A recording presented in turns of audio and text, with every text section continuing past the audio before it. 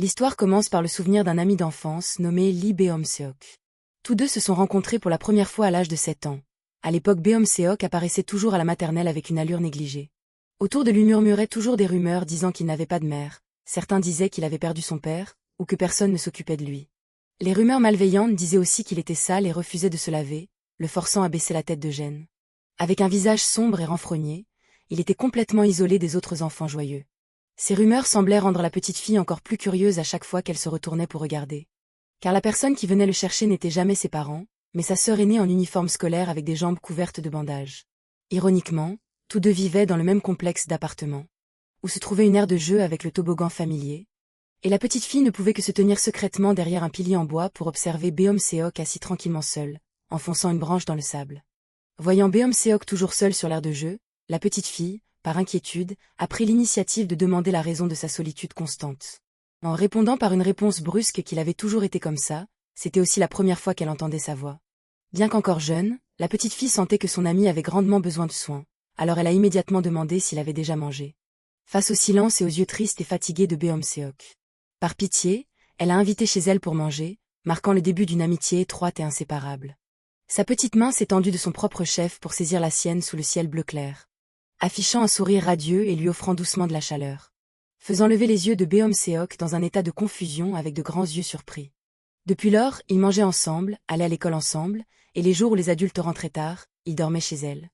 Ils s'allongeaient tous les deux pour lire sous une couverture chaude, la petite fille tournant les pages tout en lui demandant avec enthousiasme s'il croyait aux extraterrestres.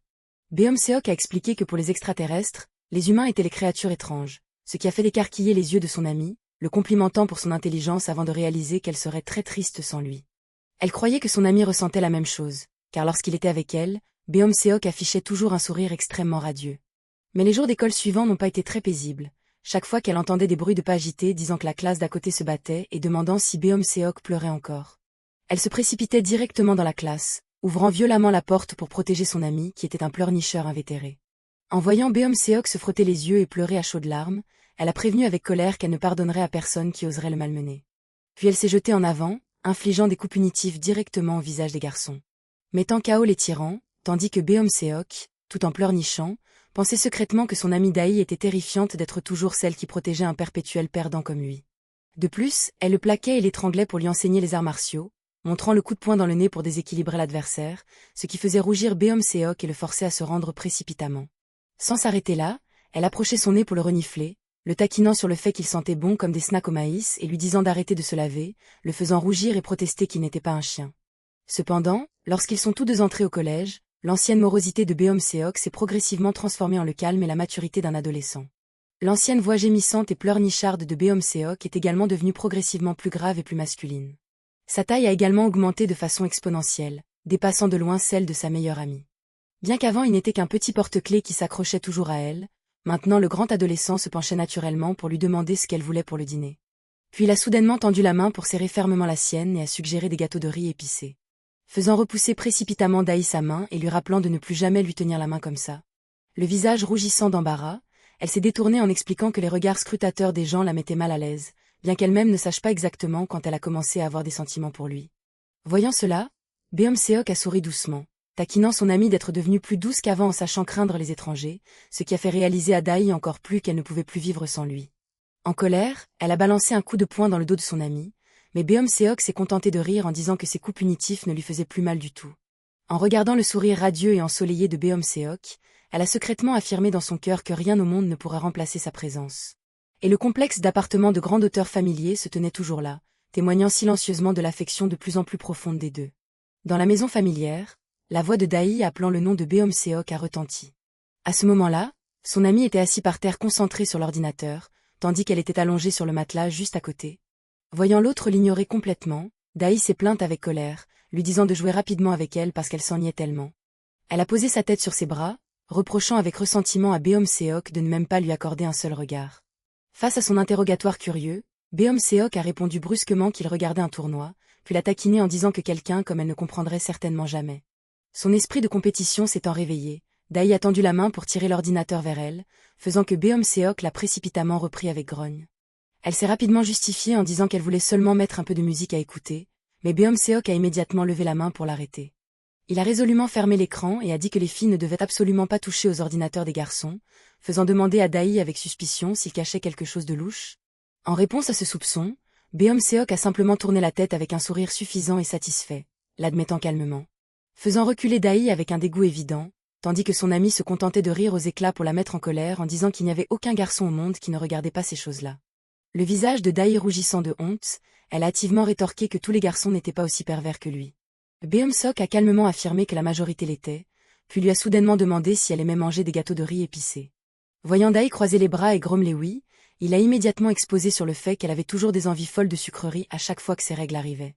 Dae a sursauté et rougi, demandant comment il savait une chose aussi sensible, faisant sourire Beom-seok avec confiance, disant qu'ils étaient ensemble tous les jours, alors comment ne le saurait-il pas?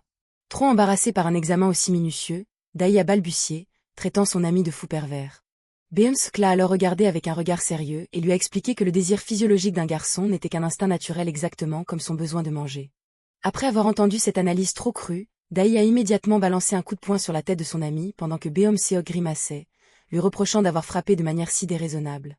Tout en frottant sa tête douloureuse, il a rétorqué si elle le supporterait si elle était traitée de perverse simplement parce qu'elle aimait manger des gâteaux de riz, faisant répliquer Dae avec colère que ces deux choses n'étaient pas du tout pareilles. Beom-seok a tranquillement expliqué qu'elles étaient similaires et a souligné qu'il ne pouvait pas faire cette chose avec n'importe qui car il n'avait actuellement pas de petit ami, ce qui a laissé Dae stupéfaite. Le visage de Dae est soudainement devenu rouge vif. Elle a hésité avant de demander si Beom-seok avait déjà fait cette chose ou même embrassé quelqu'un auparavant. Beom-seok s'est gratté le cou de manière évasive et a dit que les enfants n'avaient pas besoin de savoir ce genre de choses. Se sentant méprisée, Dae s'est immédiatement levée pour exiger de rentrer chez elle, mais son amie l'a taquinée de ne pas jouer les innocentes puisqu'elle savait déjà tout. Dae est parti en trombe de colère et a claqué la porte de la chambre sous le rire amusé de Beom-seok. Il a précipitamment poursuivi pour lui demander la raison de sa colère injustifiée, faisant hurler Dae qu'elle ne voulait pas parler avec un pervers. En entendant cette insulte sévère, Beom-seok a grimacé, faisant semblant que son cœur venait d'être profondément blessé. Il a alors rappelé qu'elle voulait autrefois manger des gâteaux de riz épicés pour l'amadouer, ce qui a rendu Dae furieuse, rugissant de lui dire d'arrêter de parler de ce plat. Voyant cela, Beom-seok a attrapé précipitamment sa manche, s'adoucissant pour proposer de manger plutôt de la soupe mala. Mais Dae a violemment repoussé sa main et a crié, le menaçant de ne pas oser la toucher.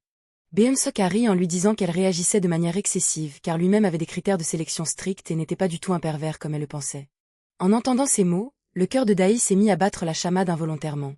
Elle a levé les yeux vers lui avec un visage rougissant et lui a demandé avec hésitation quel était finalement son type. Beom-seok a répondu calmement que son type était les filles avec un corps séduisant, puis a plaisanté en avouant que cette personne n'était certainement pas Dae. Cette remarque brutale a stupéfié Dae, son visage s'est assombri parce que son ego avait été touché. La colère a violemment éclaté, faisant tressaillir les muscles du visage de Dae par frustration. Incapable de se retenir plus longtemps, elle a immédiatement balancé un coup de poing direct au visage de Beom-seok en hurlant pour demander s'il avait déjà vraiment vu sa silhouette. Elle a continué à frapper et à donner des coups de pied à son ami jusqu'à ce qu'il soit à terre et lui a demandé comment il savait qu'elle n'avait pas un corps séduisant, faisant grimacer Beom-seok et hurler en la suppliant d'arrêter. Dae a porté un coup supplémentaire lui interdisant de parler de type de mannequin, mais Beom-seok a quand même rétorqué avec obstination qu'il n'avait pas besoin de regarder pour savoir qu'elle devait utiliser des coussinets de poitrine. Étouffant sa frustration, elle a lancé un coup décisif qui a mis KO son ami. Dae a réalisé avec amertume que tomber amoureuse d'une personne était comme une malédiction épuisante et que cet amour non partagé était aussi toxique que la poussière fine. Bien qu'on la sache nocive, on doit quand même la respirer. Laissant Beom-seok étendu inconscient sur le sol, Dae s'est retournée et s'est éloignée avec ressentiment. Les yeux embués de larmes d'embarras, la jeune fille de 19 ans Dae a admis avec amertume qu'elle-même, bien que sachant qu'elle ne le devrait pas, ne pouvait pas arrêter ce sentiment. Et aujourd'hui marque l'étape exacte de 5 ans et 120 jours depuis qu'elle est tombée dans un amour non partagé pour son ami d'enfance Lee Beom-seok. De retour dans sa chambre privée, Dae a verrouillé la porte puis a éclaté en sanglots. Ses pleurs perçants résonnant à l'extérieur ont fait sursauter sa sœur aînée qui travaillait à la table à manger, disant à leur mère qu'elle devrait peut-être inviter un exorciste pour sa petite sœur. La mère, tout en mâchant un gâteau, a soupiré en regrettant ses efforts pour élever une fille têtue, tout en ordonnant de ne pas la nourrir car c'est à cause d'un excès d'énergie qu'elle causait des ennuis. Ignorant sa famille, Dae s'est allongée à plat ventre sur le lit, se débattant avec rancœur et criant que si l'on regardait de près, elle avait aussi un corps extrêmement séduisant et n'était inférieure à personne. Après une crise de colère épuisante, elle est restée immobile sur le grand lit, ne sachant que renifler en ruminant sa propre douleur. Les yeux flous, des larmes coulant sur ses joues, elle s'est allongée avec hébétude tandis que la fatigue envahissait son esprit. Dans sa rêverie, Dae a commencé à sombrer dans des pensées romantiques où Beom-seok ne la considérait plus comme un enfant. Elle s'est vue s'approcher tout près de son ami avec des yeux remplis de curiosité pour l'interroger sur la véritable sensation de cette chose. Le Beomseok de son illusion a desserré son col et a souri de manière séduisante, lui demandant si elle voulait qu'il le lui prouve directement. Puis il a lentement approché son visage du sien, rendant le cœur de la jeune fille dans le rêve complètement fou à cause de ce contact proche. Dans cette illusion, Beomseok a murmuré en lui disant de fermer les yeux au moment où leurs lèvres se toucheraient. Puis lui a donné un baiser profond, extrêmement passionné et doux. C'est ce moment romantique qui a fait sursauter et réveiller Dai dans un choc absolu. Elle s'est redressée brusquement sur le lit et a poussé un cri perçant. Tenant ses joues brûlantes, Dai s'est grondée avec irritation, se traitant de perverse pour avoir rêvé de choses indécentes avec son meilleur ami. Mais elle a secrètement avoué que depuis son entrée dans la puberté, elle-même avait toujours désiré un contact intime avec Beomseok. Se souvenant de ses jours d'école dans la cour, chaque fois que son amie s'avançait vers les gradins où elle était assise. Beomseok enlevait souvent sa montre en souriant avec éclat, se préparant à aller jouer au basket. Il lui demandait nonchalamment de garder ses affaires personnelles, faisant râler Dai qui demandait si elle était son casier. Même si sa bouche le menaçait de le battre pour avoir osé lui donner des ordres, les mains de Dai tenaient toujours docilement la montre et le téléphone encore empreints de la chaleur de Beomseok. Les gens autour se demandaient souvent curieusement si ces deux-là sortaient vraiment ensemble. Et ne comprenaient pas pourquoi Beomseok donnait toujours ses affaires à Dai au lieu de sa propre petite amie. Les moments où elle regardait son large dos avancer sur le terrain de basket, Dai désirait ardemment reposer sa tête sur ce dos. Voulant juste une fois nicher ses petites mains dans ses grandes paumes. Pouvoir regarder de très près le sourire ensoleillé sur ce visage anguleux. Ou même lui donner un baiser passionné, ses désirs honteux ne cessaient de surgir. Pendant plus de 10 000 nuits agitées, elle a dû réprimer ses désirs ardents qui s'accumulaient comme une montagne dans son cœur. Elle avait naïvement cru autrefois qu'elle-même était une existence différente et spéciale pour lui. Elle ne voulait pas devenir une fille ordinaire qui passait dans sa vie puis rompait précipitamment comme tant d'autres. C'est pourquoi chaque nuit, en le voyant heureux avec une autre fille, elle devait se trouver des milliers de raisons de le détester afin de protéger son propre cœur. C'est pourquoi Dai souhaitait seulement pouvoir vraiment détester son meilleur ami. Car cet amour non partagé sans issue continuait de s'accumuler silencieusement au fil des jours et des mois. Le lendemain matin, Dai est sortie de sa chambre avec une allure abattue et des cheveux en désordre. Dans une crise de désespoir stupide, elle a grimpé sur l'armoire pour avoir des pensées ridicules sur une mort sans douleur. À ce moment précis, sa sœur aînée est sortie et a grommelé, la grondant d'être moins folle le matin et la pressant de venir prendre le petit déjeuner. Dès qu'elle a entendu parler de nourriture, Dai s'est retournée pour demander quel était le menu d'aujourd'hui et sa sœur lui a annoncé qu'il y avait du riz frit au kimchi avec un œuf au plat. Elle a immédiatement sauté de joie, laissant sa sœur perplexe, la soupçonnant de souffrir de troubles psychologiques et lui conseillant d'aller voir un médecin. Ignorant les plaintes de sa sœur, Dai s'est précipitée joyeusement dans la cuisine, sautillant et chantant la chanson du riz frit au kimchi en chemin. En voyant l'assiette de délicieux riz frit au kimchi fumant servie devant ses yeux, elle a remercié avec enthousiasme. Puis elle a englouti goulûment une énorme cuillerée dans sa bouche, laissant derrière elle toutes ses peines de cœur. La bouche pleine de riz, Dai balbutiait ses salutations à sa famille en se préparant à aller à l'école. Sa mère, qui portait un masque de beauté, a soupiré et lui a rappelé d'être moins comme une bête sauvage, mais Dai n'a su que la flatter sur le fait que sa nourriture était beaucoup trop délicieuse. Sa mère s'est résignée à secouer la tête, lui disant de mâcher toute sa nourriture avant d'ouvrir la bouche pour parler. Soignée dans son uniforme scolaire, Dai a salué d'un air radieux sa mère et sa sœur pour partir. Sa mère lui a dit de faire attention à la circulation sur la route, tandis que sa sœur lui a rappelé avec humour de faire attention aux garçons. Quittant le complexe d'appartements familiers, Dai marchait d'un bon pas sur la route baignée de soleil vers l'école. Tout en marchant, elle s'inquiétait de savoir comment elle allait faire face à Beomseok après ce qui s'était passé la nuit dernière. En pensant au fait qu'elle continuerait à être taquinée par son amie pour ses rougissements constants, le cœur de Dai s'est serré d'embarras. Juste à ce moment-là, des bruits de pas précipités derrière elle se rapprochaient de plus en plus. Et avant qu'elle ne puisse reprendre ses esprits, Dai a été soudainement attrapée par le cou par Beomseok par derrière, la saluant d'un air radieux, la figeant complètement de surprise.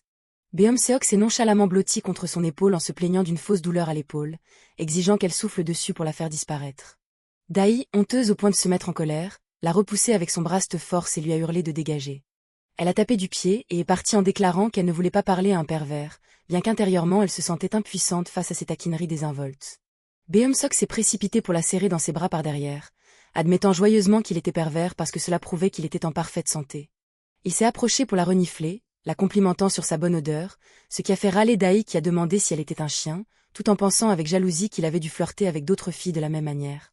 De retour dans la salle de classe, Dai a posé sa tête sur le bureau, sentant sa dignité piétiner tous les jours. Alors qu'elle était dans les vapes, la main de Beomseok a doucement tapoté la sienne. Il s'est penché tout près en lui tendant un paquet de bonbons gélifiés et lui a demandé si elle en voulait. Puis il lui a mis lui-même chaque bonbon dans la bouche, faisant rougir le visage de Dai de surprise. En la regardant mâcher la bouche pleine, Beomseok a souri doucement, la taquinant d'être un petit cochon, forçant Daï à mâcher timidement tout en rétorquant doucement qu'elle n'était pas un cochon. Sans s'arrêter là, Beomseok en a profité pour s'approcher davantage, la taquinant en lui disant qu'il avait même vu la graisse de son ventre.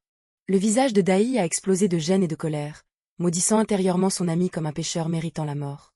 En ne supportant plus les moqueries, Daï s'est levé brusquement et s'est précipité hors de la classe avec fureur. Son rugissement de ressentiment a résonné dans tout le couloir, malgré le fait que le campus de l'école soit resté paisible sous le ciel bleu clair. Daï s'est dirigé vers un banc de pierre dans un coin, baissant la tête et soupirant d'épuisement, blâmant son ami insouciant qui continuait de s'accrocher à elle.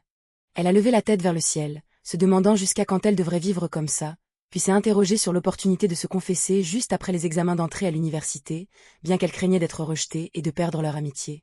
Elle s'est moquée d'elle-même pour avoir des pensées aussi stéréotypées et clichés. Alors qu'elle était plongée dans ses pensées, une paire de pantoufles familières s'est soudainement approchée et s'est arrêtée juste devant elle. Daï a sursauté et a levé les yeux pour voir Beomseok debout là, imposant, depuis on ne sait quand. Beomseok a souri de toute sa beauté en lui demandant si elle allait rester pour la séance d'études du soir aujourd'hui. Daï, surprise, a répondu avec hésitation qu'elle irait à la salle d'études, puis a pensé avec amertume à quelqu'un de populaire, bon étudiant et avec une histoire romantique aussi riche que lui. Beomseok s'est nonchalamment accroupi devant elle et a proposé de l'accompagner, bien que Daï grommelle en lui demandant pourquoi elle continuait d'à suivre. Il a donné comme raison qu'il était très dangereux pour une fille de marcher seule le soir pour exiger de l'accompagner, laissant Daï ressentir du ressentiment tout en le blâmant d'être si inconscient de ses sentiments. Elle a alors fait la moue et a répondu que personne n'aurait le temps d'embêter quelqu'un comme elle. Voyant cela, Beomseok a tendu la main pour caresser doucement la tête de son ami, ce qui a hérissé Daï, qui a agité la main pour l'éviter tout en se reprochant d'avoir à nouveau été ému par ses taquineries. Son ami a appuyé son menton sur sa main et lui a demandé ce qu'elle voulait dîner, proposant de lui-même des nouilles au gâteau de riz épicées avec des rouleaux de riz au thon. Dès qu'elle a entendu parler de son plat préféré, les yeux de Daï se sont illuminés et elle a hoché la tête en accord immédiatement. En voyant le changement rapide d'expression, Beomseok a ri, la taquinant en disant qu'il était jaloux de sa simplicité. Il a doucement caressé sa tête et lui a donné rendez-vous à la porte arrière de l'école après la 7e période, faisant avouer secrètement à Daï que parmi les innombrables raisons de l'aimer, ses mains chaleureuses étaient exactement ce qu'elle préférait. Beomseok se plaignait du fait qu'elle finissait toujours l'école tard, ce qui le forçait à attendre, tandis que Daï était seulement occupée à regarder ses longues mains fines. La sensation de cette douce caresse sur sa tête il y a un instant a de nouveau fait battre son cœur la chamade. Elle se souvenait des fois où tous deux couraient précipitamment à l'arrêt de bus, Beomseok lui saisissant soudainement la main ou lui pinçant la joue avec beaucoup d'affection. Puis ils s'arrêtaient tous les deux au snack-bar familier pour prendre un repas. Le simple fait de voir comment ses mains tenaient soigneusement les baguettes pour ramasser la nourriture juste devant elle suffisait à rendre Daï tellement embarrassée qu'elle voulait disparaître sous terre. Entendant son ami lui demander si la nourriture était délicieuse, Daï a juré en elle-même qu'elle préférerait mourir plutôt que de le laisser découvrir ce secret. Elle a hoché la tête avec hésitation, répondant par l'affirmative pour cacher la confusion qui l'envahissait. Beomseok a alors ramassé de lui-même une moitié d'œuf et l'a déposée dans sa cuillère, la taquinant de manger beaucoup. En voyant Daï enfourner l'œuf entier dans sa bouche pour l'engloutir, Beomseok a ri de bon cœur face à l'adorabilité de son ami. Le repas simple s'est ainsi déroulé dans l'atmosphère chaleureuse et familière qui les liait tous les deux. De retour dans sa chambre, Daï s'est assise pour se confier à sa sœur aînée Dajong, mais n'a reçu en retour que les paroles narcissiques et vantardes de cette dernière. Daï a hurlé de colère, réprimandant sa sœur d'être celle qui était folle et bizarre. Elle s'est débattue avec rancœur sur le matelas, implorant le ciel face à l'agacement causé par sa sœur, tandis que Dajong ne savait que rire aux éclats avec délectation. Le son des rires espiègles a brisé l'atmosphère sombre de la petite pièce.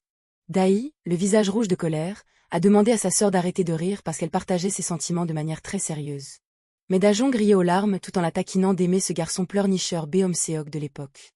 La sœur aînée ne pouvait encore moins contenir son sourire en apprenant que sa petite sœur venait d'être rejetée, ce qui a fait défendre Beomseok avec ressentiment par Daï, arguant qu'il était maintenant adulte et reprochant à sa sœur son manque d'empathie. Admettant que Beomseok ressemblait ces jours-ci à un vrai homme, Dajong a conseillé à sa petite sœur d'abandonner une fois pour tout cet amour non partagé. Les larmes aux yeux, Daï s'est lamentée que s'il était si facile d'abandonner, elle ne serait pas célibataire depuis sa naissance, bien qu'elle se rendait compte avec amertume qu'il n'y avait de toute façon aucun autre garçon autour qui l'aimait. Voyant cela, Dajong a alors incité sa petite sœur à avouer courageusement ses sentiments, mais Daï était terrifiée que se confesser ne ruine tout et ne les rende que de simples étrangers. De retour dans sa chambre, Daï s'est assise pour se confier à sa sœur aînée Dajong, mais n'a reçu en retour que les paroles narcissiques et vantardes de cette dernière. Daï a hurlé de colère, réprimandant sa sœur d'être celle qui était folle et bizarre. Elle s'est débattue avec rancœur sur le matelas, implorant le ciel face à l'agacement causé par sa sœur, tandis que Dajong ne savait que rire aux éclats avec délectation. Le son des rires espiègles a brisé l'atmosphère sombre de la petite pièce.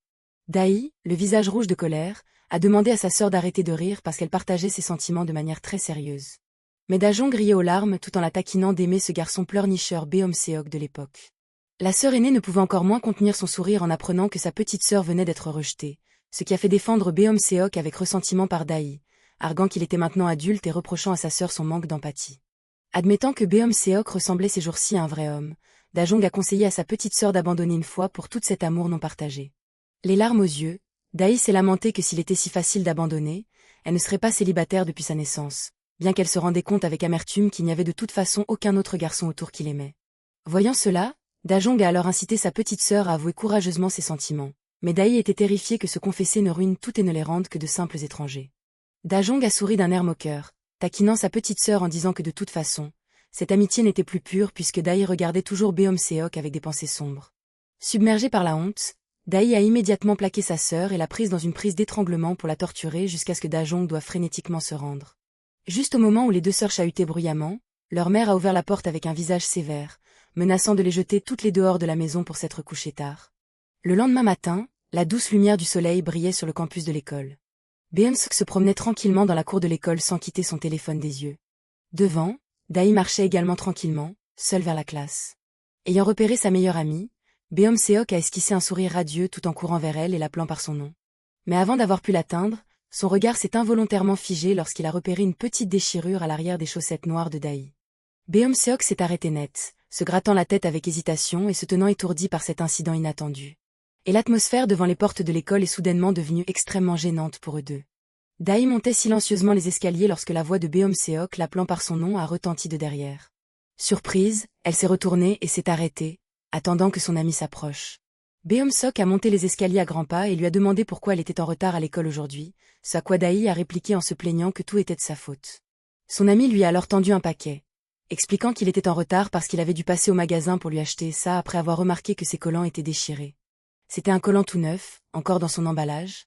Son extrême délicatesse et sa prévenance ont fait paniquer Dahi, qui a crié en lui demandant s'il était fou. Le visage rouge de honte, elle s'est détournée et l'a traité de pervers, ce qui a fait se plaindre Beom-seok, indigné, qu'il se souciait d'elle mais se faisait gronder.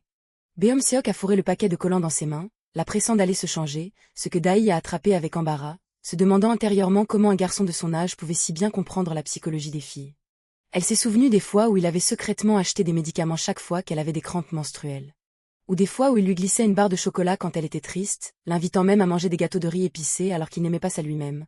Et quand Beom-seok l'a regardée et a remarqué qu'elle avait l'air très différente aujourd'hui, le cœur de Dahi a de nouveau complètement fondu. Beom-seok a continué à la taquiner sur ses yeux gonflés comme si elle venait d'avoir une chirurgie des paupières ratée, alors que Dahi espérait secrètement être spéciale pour lui. Mais penser qu'il traitait d'autres filles avec la même attention lui a fait bouillir le sang, et Dahi s'est précipitée pour rouer de coups son amie. En voyant son sourire nonchalant, elle s'est avouée être mesquine et que c'était ce garçon détestable qui l'avait rendue ainsi. Pendant qu'ils étudiaient ensemble, Beom-seok a exprimé l'espoir qu'ils entreraient tous les deux dans des universités à Séoul. Son ami a appuyé son menton sur sa main et lui a proposé de louer un appartement pour vivre ensemble près de l'université, mais Dahi a immédiatement refusé catégoriquement. Voyant Beom-seok se demander pourquoi ils ne pouvaient pas dîner et faire leurs devoirs ensemble, Dahi a fermement répondu qu'elle ne voulait pas continuer à être collée à lui à l'âge adulte. Bien que Beom-seok ait fait la moue et boudé en disant que ces mots le blessaient, Dahi lui a froidement dit de se taire et de se concentrer sur ses études. Beom-seok a souri avec insolence, la taquinant qu'il aurait le culot de venir la déranger chez elle tous les jours, tandis que Dahi craignait qu'il n'élargisse son cercle social une fois à l'université. Elle a soupiré en pensant qu'une personne intelligente comme lui entrerait facilement dans une université de premier plan et attirerait d'innombrables belles filles. Craignant que la distance géographique ne fasse d'elle une étrangère, Dahi a soudainement pris la résolution d'avouer officiellement ses sentiments juste après l'examen d'entrée à l'université afin de se libérer de cet amour non partagé. Le jour même de l'important examen d'entrée à l'université, Dahi s'est endormie et a été traînée par sa sœur aînée dans la voiture pour être conduite à temps. À peine entrée dans la voiture, elle a mis sa ceinture de sécurité à la hâte pendant que sa sœur le lui rappelait avec prudence. Soudain, sa sœur s'est tournée vers elle et lui a demandé sérieusement si une jeune fille de 19 ans comme elle avait le temps d'écrire un testament. Cette question bizarre a fait pâlir Dahi de peur. Avant qu'elle ait pu retrouver ses esprits, sa sœur a appuyé sur l'accélérateur à fond, conduisant imprudemment et déclarant qu'elle brûlerait tous les feux rouges pour arriver à temps, ce qui a fait hurler Dahi de façon pitoyable tout au long du trajet. Dès que la voiture s'est arrêtée au centre d'examen, Dahi est descendue dans la rue, se sentant si nauséeuse qu'elle avait envie de vomir, tandis que sa sœur agitait la main en lui souhaitant bonne chance. Ravalant sa terreur, Dahi s'est fondue dans la foule des candidats franchissant les portes de l'école couverte de banderoles de félicitations. Entrant dans la salle d'examen silencieuse, Elle s'est assise à sa place et a essayé de garder son esprit très calme. Dai s'est concentrée intensément, tenant fermement le stylo spécialisé dans sa main. Et y a mis tout son cœur pour noircir méticuleusement chaque case sur la feuille de réponse afin de se préparer à franchir la grande étape de sa vie. La cloche annonçant la fin de l'examen a sonné, Dai s'est étirée pour se détendre à son bureau et a poussé un soupir de soulagement parce que la session d'examen stressante était terminée. Mais son sourire éclatant s'est rapidement éteint lorsqu'elle s'est moquée d'elle-même avec amertume, se sentant soulagée uniquement parce qu'elle était certaine d'avoir complètement échoué à l'examen. En quittant la salle d'examen, elle a rapidement pris son téléphone pour envoyer un message à Beom-seok afin de lui dire qu'elle avait terminé et lui demander où il était pour rentrer ensemble. Or, en lisant le message de réponse disant qu'il attendait à la porte principale avec un groupe d'amis, Dai a fait la moue avec ressentiment, se plaignant qu'il était toujours entouré de monde. Elle a expiré un souffle froid, reprochant secrètement à son meilleur ami de ne jamais être à ses côtés au moment où elle avait vraiment le plus besoin de lui. Parce qu'aujourd'hui était le jour où elle avait décidé de déclarer courageusement la confession d'amour accumulée depuis si longtemps. La nuit d'hiver recouvrait les rues animées, témoin de sa silhouette solitaire marchant silencieusement parmi la foule pressée. Le vent froid soufflant dans ses cheveux a fait monter en elle un sentiment de vide et d'instabilité. Dai s'est arrêtée et s'est tenue immobile sous les branches des arbres éclairés par les lampadaires, levant un regard hébété vers l'immensité du ciel. Ses yeux tristes fixant les premiers flocons de neige de la saison tombaient doucement, rongeant silencieusement l'amertume de l'amour non partagé qui ne pouvait pas encore être prononcé. Dai s'est arrêtée avec stupeur en assistant de manière inattendue à la scène où Beom-seok embrassait une autre fille sous le lampadaire de la nuit d'hiver. Ce baiser profond et passionné semblait réduire en cendres tout espoir qui venait de s'allumer dans son cœur. Faisant écarquiller les yeux de Dai sous le choc, son cœur semblant se briser en morceaux face à la dure vérité juste devant ses yeux. Debout, silencieuse au milieu du froid glacial, la voix de quelqu'un appelant Jong Dai a soudainement retenti, brisant l'atmosphère muette. Faisant surgir involontairement des souvenirs d'enfance dans son esprit, du jour où ils étaient tous deux des enfants innocents ensemble. Lorsque sa sœur aînée Dajong est apparue rayonnante pour les appeler pour le dîner, ce qui a rendu Beom-seok curieux, lui demandant qui c'était. Le beau visage et le sourire radieux de sa sœur aînée ce jour-là ont immédiatement attiré toute l'attention de son ami. Beom-seok a rougi et loué sa sœur pour sa beauté, puis a impitoyablement taquiné Dai en disant qu'elle ne ressemblait qu'à une patate ou un radis, ce qui l'a fait fondre en larmes de colère. La dure réalité l'a ramenée au présent alors que, juste devant elle, Beom-seok était toujours plongé dans un baiser avec l'autre fille. Au moment même où le cœur de Dai se brisait, un prospectus pour une salle de sport a soudainement volé directement sur son visage, interrompant le flux de ses émotions tragiques.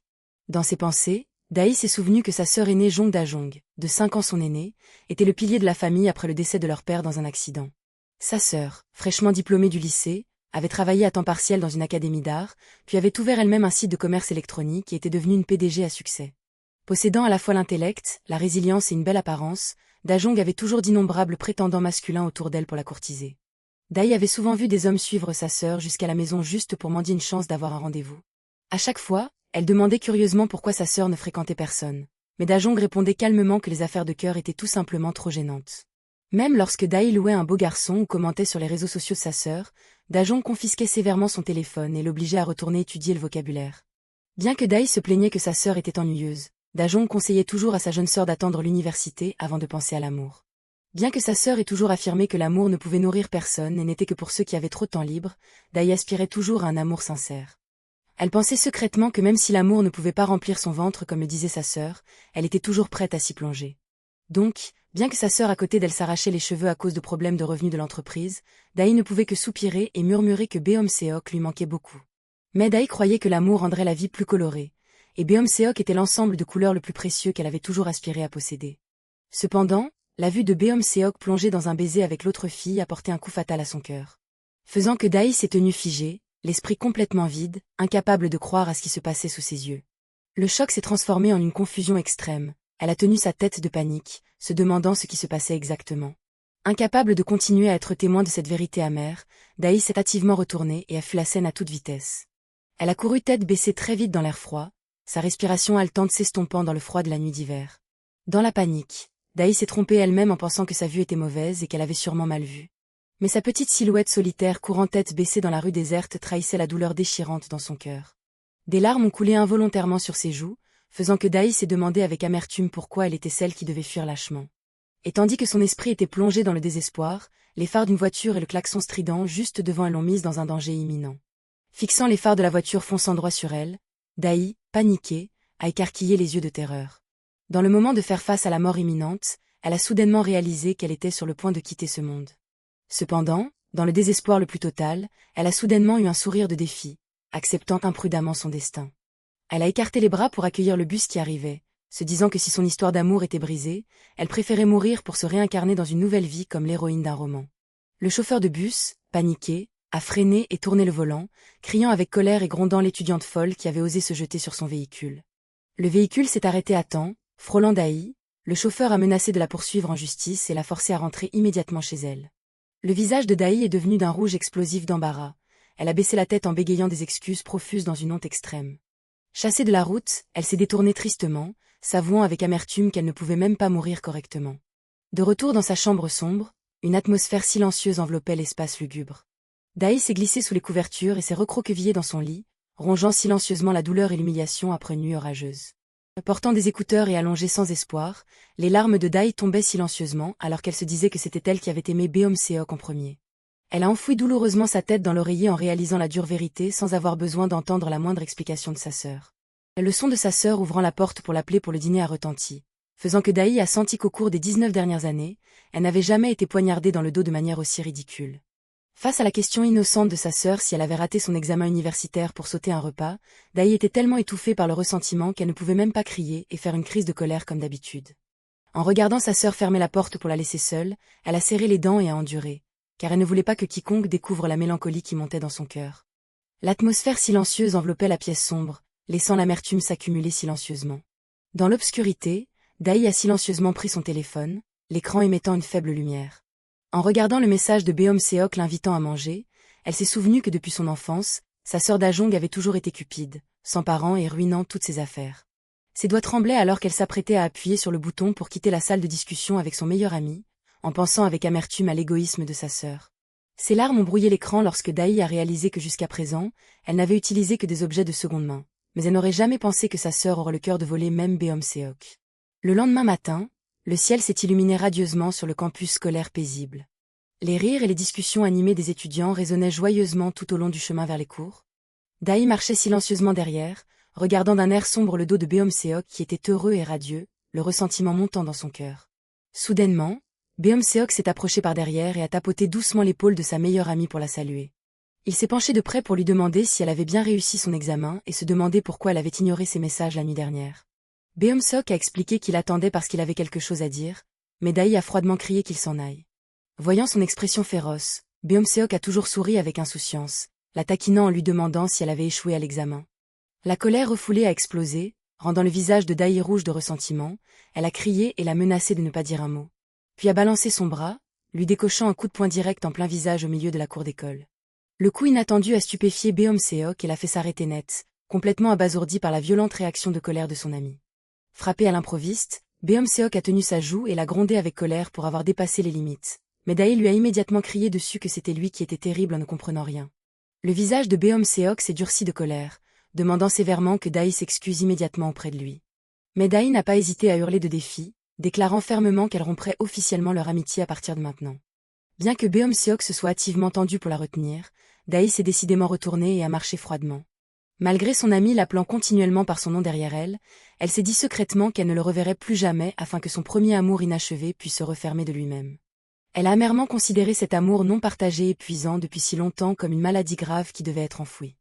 De retour en classe avec une expression abattue, la tête posée sur son bureau, ses camarades de classe autour se sont immédiatement approchés pour s'enquérir avec gentillesse. Voyant son apparence effondrée, ses amis n'ont pu s'empêcher de tapoter anxieusement son épaule pour l'encourager. Pour paniquer en découvrant les larmes coulant sur les joues de Dai. Comprenant à tort qu'elle pleurait à cause de son échec à l'examen d'entrée à l'université, ses amis l'ont doucement réconfortée et consolée, ignorant complètement la vraie douleur qui déchirait son cœur. Bien que ses amis chuchotaient sur les raisons pour lesquelles elle avait abandonné l'examen ou s'était endormie, Dai ne s'en souciait pas et voulait juste pleurer très fort pour apaiser sa douleur déchirante. À l'extérieur dans le couloir, le groupe de garçons a demandé curieusement à Beom-seok la raison pour laquelle la classe d'à côté était aussi sombre que s'il y avait des funérailles parce que Dai sanglotait. En entendant ces moqueries irrespectueuses, le visage de Beom-seok s'est immédiatement transformé en colère, les avertissant de surveiller leur bouche. Cependant, le camarade de classe a sorti son téléphone pour montrer une photo prise en cachette de Dai pleurant d'un air lugubre. Puis s'est moqué avec joie du visage dévasté et en larmes de sa meilleure amie. Cette action excessive a immédiatement mis Beom-seok en colère. Il s'est précipité pour attraper fermement le col du camarade de classe, criant de manière menaçante et exigeant qu'il la supprime immédiatement. Sous le regard meurtrier de Beom-seok, bien que le garçon tremblait de peur, il résistait obstinément. Extrêmement en colère parce que sa meilleure amie avait été insultée, Beom-seok a interrogé férocement la raison pour laquelle l'autre gars avait secrètement pris une photo de Dae. Bien que les amis autour soient intervenus en panique pour l'arrêter, Beom-seok a fermement insisté pour que le gars supprime la photo. Le poussant même contre le mur, menaçant de détruire son téléphone, forçant le camarade de classe terrifié à se soumettre docilement. Voyant l'attitude extrêmement protectrice de Beom-seok envers Dae, tous les amis autour se sont posé des questions bien que les deux ne soient jamais sortis ensemble. Pendant ce temps, sur le balcon de l'école, sa meilleure amie a demandé avec curiosité si Dae venait d'être rejetée, la poussant à corriger rapidement qu'elle n'avait même pas eu le temps de se déclarer. Son amie a affirmé avec désinvolture que c'était comme être larguée, tout en révélant que toute la classe avait même fait des paris sur leur relation. Demandant avec curiosité de quel côté son amie avait parié, Dae a reçu la réponse que l'autre avait parié qu'ils ne deviendraient jamais un couple parce qu'elle était trop timide. L'analyse extrêmement cruelle a rendu le visage de Dae stupéfait et sombre d'amertume. Cependant, son amie a immédiatement félicité Dae parce qu'elle avait été acceptée à l'université lors des admissions anticipées, tout en lui conseillant d'arrêter d'être l'ombre aux côtés de Beom-seok. Posant sa tête avec ressentiment sur la rambarde du balcon, Dae a grommelé que la vérité nue était comme un coup douloureux dans son cœur. Se demandant ce qu'était l'amour en fin de compte, son amie a répondu sans détour que ce que faisait Dae n'était certainement pas l'amour. Puis a soudainement révélé que le fait que Dae s'accrochait toujours à Beom-seok avait découragé et fait abandonner tous les garçons qu'il avait aimés, faisant crier Dae de surprise avec panique. Voyant son expression de choc, son amie secoua la tête d'un air blasé devant une chose que tout le monde savait, sauf Dae elle-même. En entendant cela, Dae a pleuré de ressentiment avec regret d'avoir manqué l'occasion d'échapper à son statut de célibataire depuis la naissance, faisant soupirer son amie et lui rappelant que ses yeux n'avaient toujours vu que Beom-seok. Son amie a continué à analyser que le fait que Beom-seok protégeait trop Dae empêchait quiconque d'oser l'approcher, puis a remarqué qu'il ne la considérait que comme un porte-clés collant. N'acceptant pas la vérité, Dae a argumenté avec colère pour défendre son amie, mais son amie a juste soupiré de fatigue pour avoir eu à écouter cette histoire d'amour non partagée pendant 3 ans. Puis a agité la main pour demander la permission de faire des quêtes dans son jeu puisque c'était vendredi, faisant demander à Dae avec ressentiment si l'autre préférait le jeu ou elle. Recevant la réponse calme que les deux apportaient des joies complètement différentes, donc elle ne pouvait pas choisir. Cette insouciance a accidentellement touché le cœur de Dae, adoucissant son expression lugubre. Elle s'est précipitée pour la suivre, insistant pour accompagner sa meilleure amie chez elle afin de la remercier de l'avoir écoutée gentiment toute la journée. Voyant le sourire éclatant de Dae, son amie secoua la tête et rit, disant qu'elle ne savait pas si elle était stupide ou du genre à être trop gentille. Les deux ont marché ensemble dans la rue baignée par la lumière du coucher de soleil, son amie partageant doucement que le fait d'être toujours proches l'un de l'autre était la raison pour laquelle la douleur était encore plus profonde. Faisant réfléchir Dae dans un état second sur l'impact de la distance spatiale, qui aiderait le temps à guérir progressivement toutes les douleurs. En réfléchissant à tout, Dae a soudainement réalisé que Beom-seok apparaissait partout dans sa vie, de l'école au complexe d'appartements. Même la pièce la plus privée portait fortement ses traces, faisant qu'une suffocation enveloppait son esprit. Elle baissa la tête, abattue, en réalisant qu'elle ne pouvait pas échapper à l'ombre de son meilleur ami. À ce moment-là, sa mère s'est approchée et lui a dit d'apporter le plat de côte braisée qu'elle venait de cuisiner chez Beom-seok, ce que Dae a refusé avec panique. Malgré ses protestations, sa mère lui a poussé la boîte de nourriture dans les mains et l'a pressée de l'apporter rapidement de peur que son ami ne saute un repas pour manger des nouilles instantanées. Se tenant impuissante devant la porte de Beom-seok, Dae boudait sombrement parce qu'elle voulait juste être laissée en paix pour soigner son cœur brisé. Ses joues rougissant d'embarras, elle hésitait, ne sachant pas comment lui faire face. Finalement, Dae a dû fermer les yeux et rassembler tout son courage pour tendre la main et sonner à la porte. Le son a retenti, puis la voix familière de Beom-seok a parlé dans l'interphone, demandant qui se tenait à l'extérieur.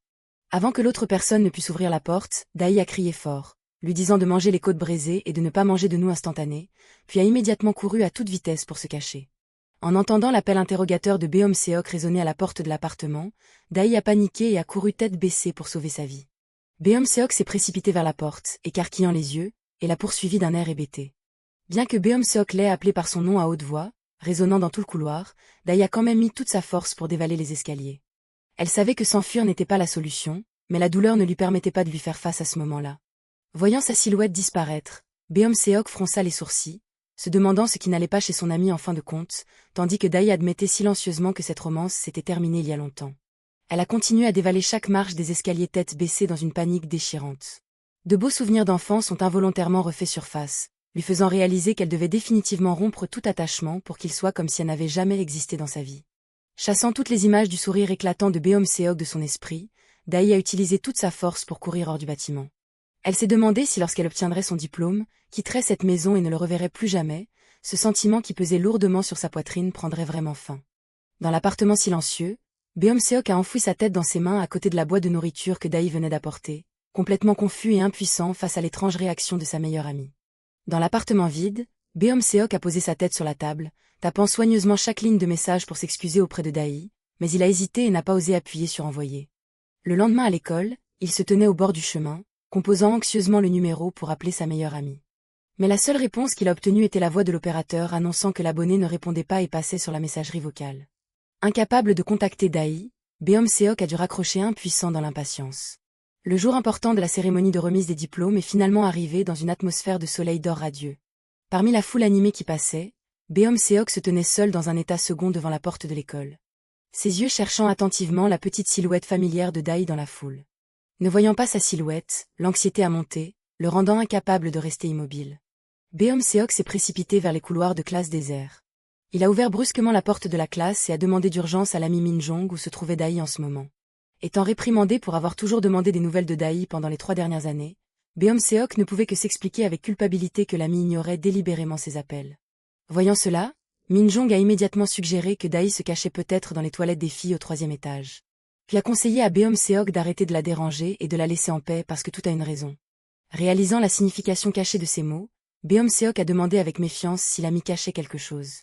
Mais Min-jong s'est détourné et l'a nié froidement. Impuissant et se détournant, Beom-seok a dit à l'autre personne de lui envoyer un message si elle voyait Dae, même si les deux n'avaient même pas le numéro de l'autre. Dès que Beom-seok est sorti, Min-jong a parlé pour informer Dae qui se cachait accroupi sous la table à l'arrière. Bien que Min-jong ait soupiré de lassitude face à l'ennui causé par eux deux, Dae a gardé la tête baissée et l'a silencieusement remercié. Parce qu'elle croyait toujours au proverbe selon lequel loin des yeux, loin du cœur. Et considérait cela comme la seule bouée de sauvetage qui l'aidait à se lever courageusement et à rentrer précipitamment chez elle avant d'être découverte par Beom-seok. Debout seul dans le coin du couloir, Dae a baissé les yeux d'un air hébété avec des yeux tristes. Se souvenant des jours où ils vivaient tous les deux dans le même immeuble, fréquentaient la même école et étudiaient dans la même classe.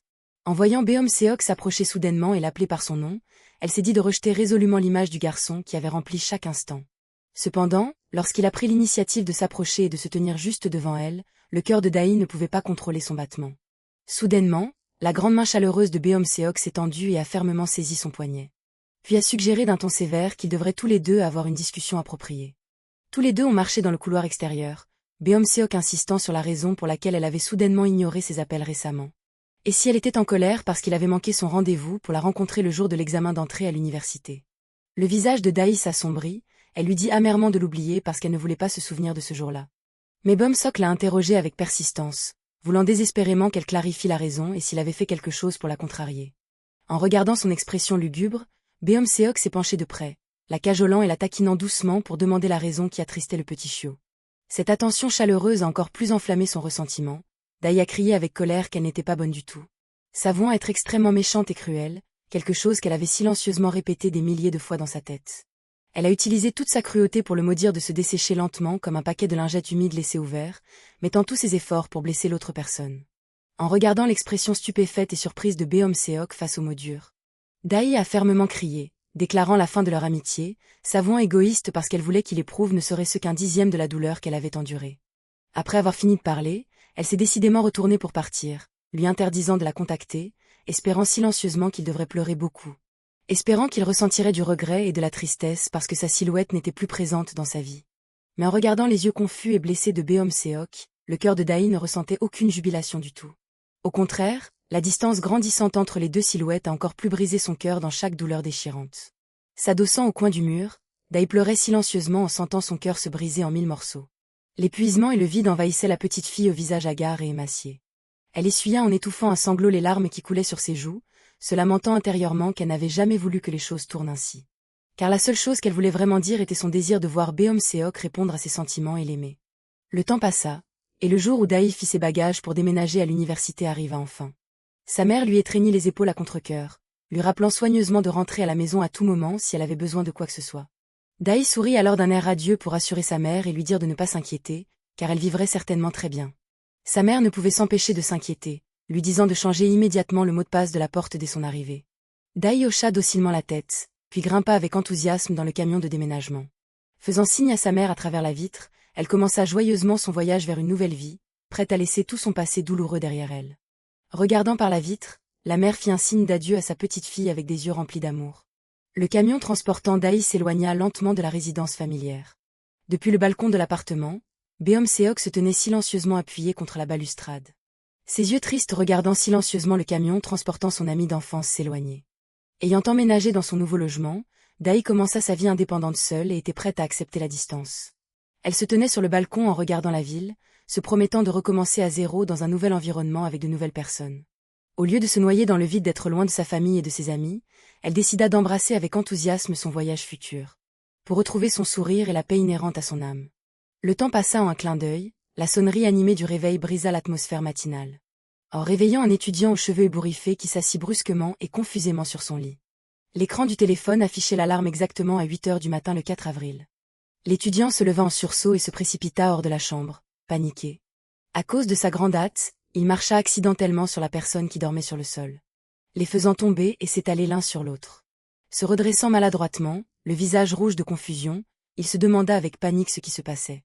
Puis demanda à son aîné pourquoi il continuait à dormir ici et s'il allait à l'école aujourd'hui, tout en tendant la main pour secouer le visage de l'autre personne et appeler continuellement Kang Yoon-yeok, allant même jusqu'à lui tapoter doucement les joues pour vérifier si son aîné était encore en vie.